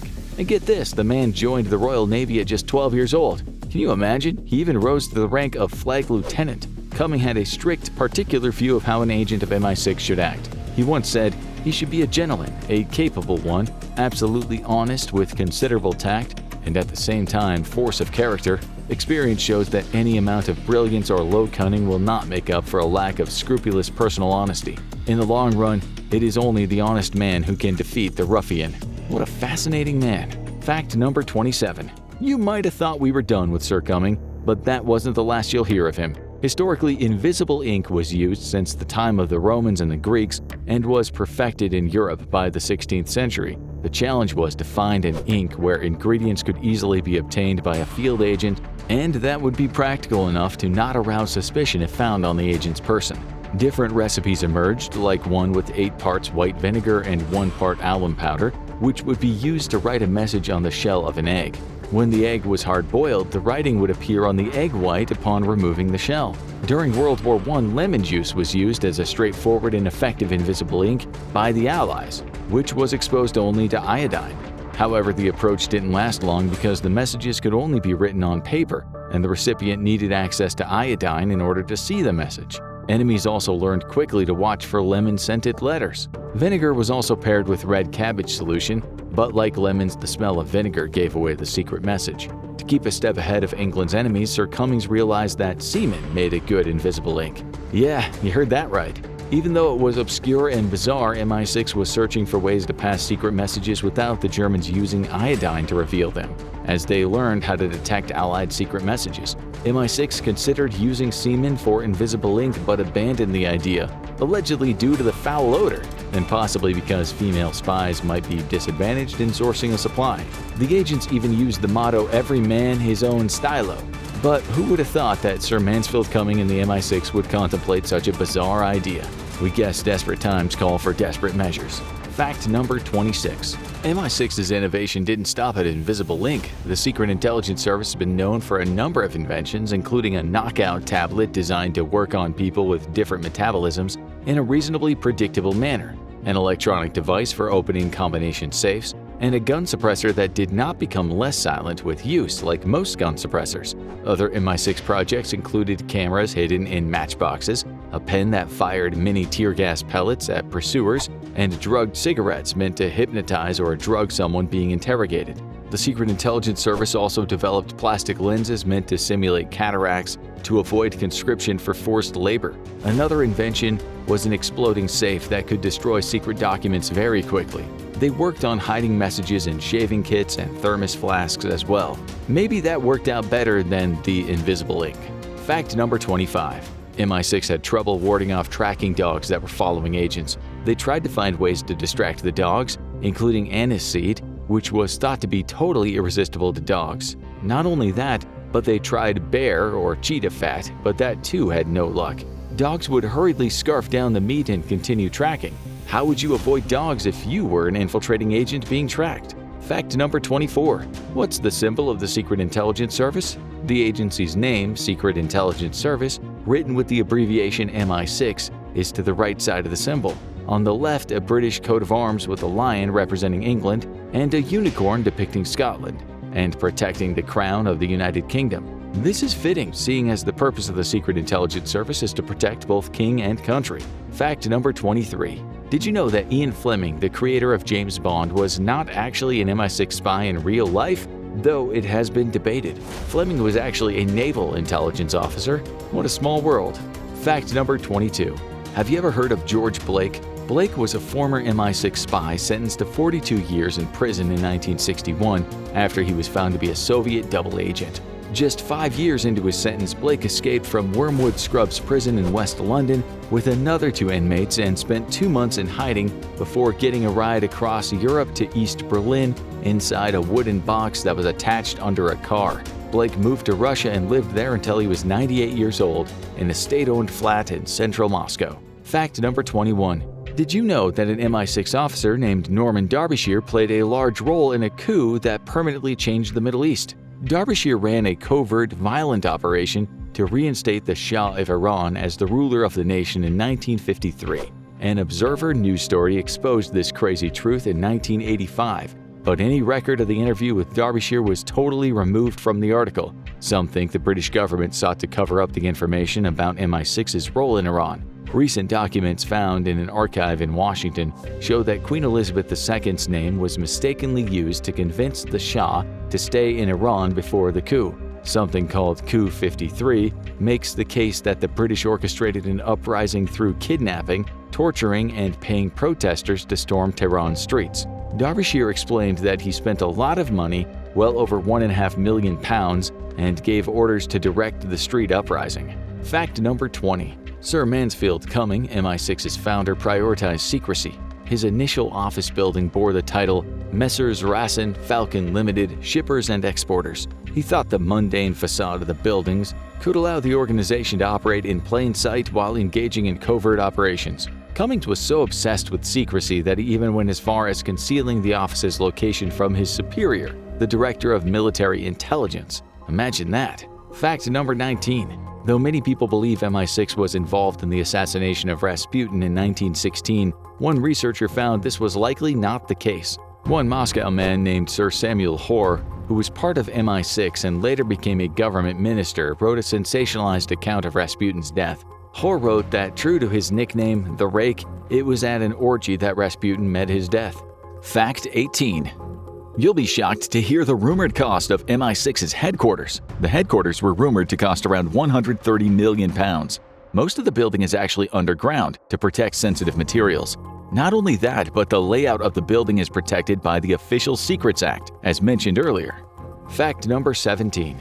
This fact is much more depressing than the other facts we've explored. In 2010, an MI6 spy was found dead in a bag in a bath wearing no clothes. The bag was padlocked, and the agent, a codebreaker named Gareth Williams, is thought to have died alone in his flat, though the possibility of a third party who was involved in his death could not be ruled out by the police beyond a doubt. Mr. Williams was found dead and barely decomposed, found 8 days after he was last seen alive. In 2012, a coroner concluded that the agent was unlawfully killed, and his death likely resulted from a criminal act. The coroner said Mr. Williams was likely suffocated or poisoned before a third party locked and placed the bag. But a forensics investigation showed no evidence of forced entry or DNA pointing to a third party's presence at the agent's flat, which was a security service safe house.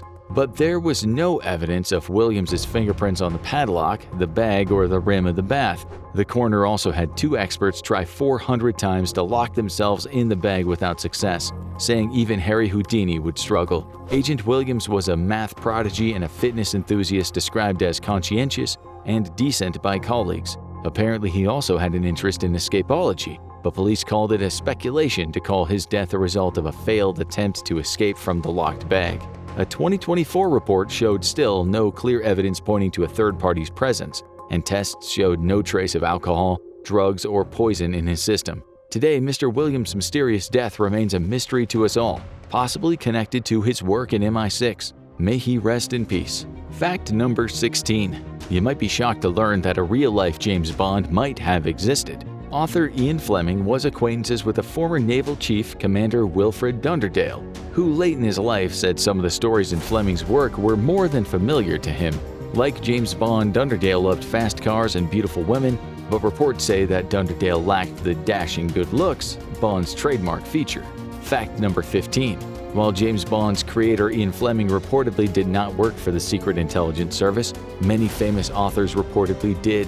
Graham Greene, Arthur Ransom, Somerset Maugham, Compton Mackenzie, and Malcolm Muggeridge were all MI6 members, though apparently some were reluctant to be spies. The authors were asked to work with MI6 due to their knowledge of exotic locations. Fact number 14. We know the Secret Intelligence Service is good at keeping secrets, as it's difficult to learn much about the service, what it does, and who is involved in the agency, and for good reason. Spies need to be able to lie low without detection. However, perhaps secrecy isn't always the strong suit of MI6. In fact, the wife of MI6 chief Sir John Sawyers made a big mistake when she posted a bunch of the couple's personal information, including their home address and the location of all 3 of their children, on Facebook in 2009. The data was later removed, but man, that information being leaked could have been pretty serious. Fact number 13.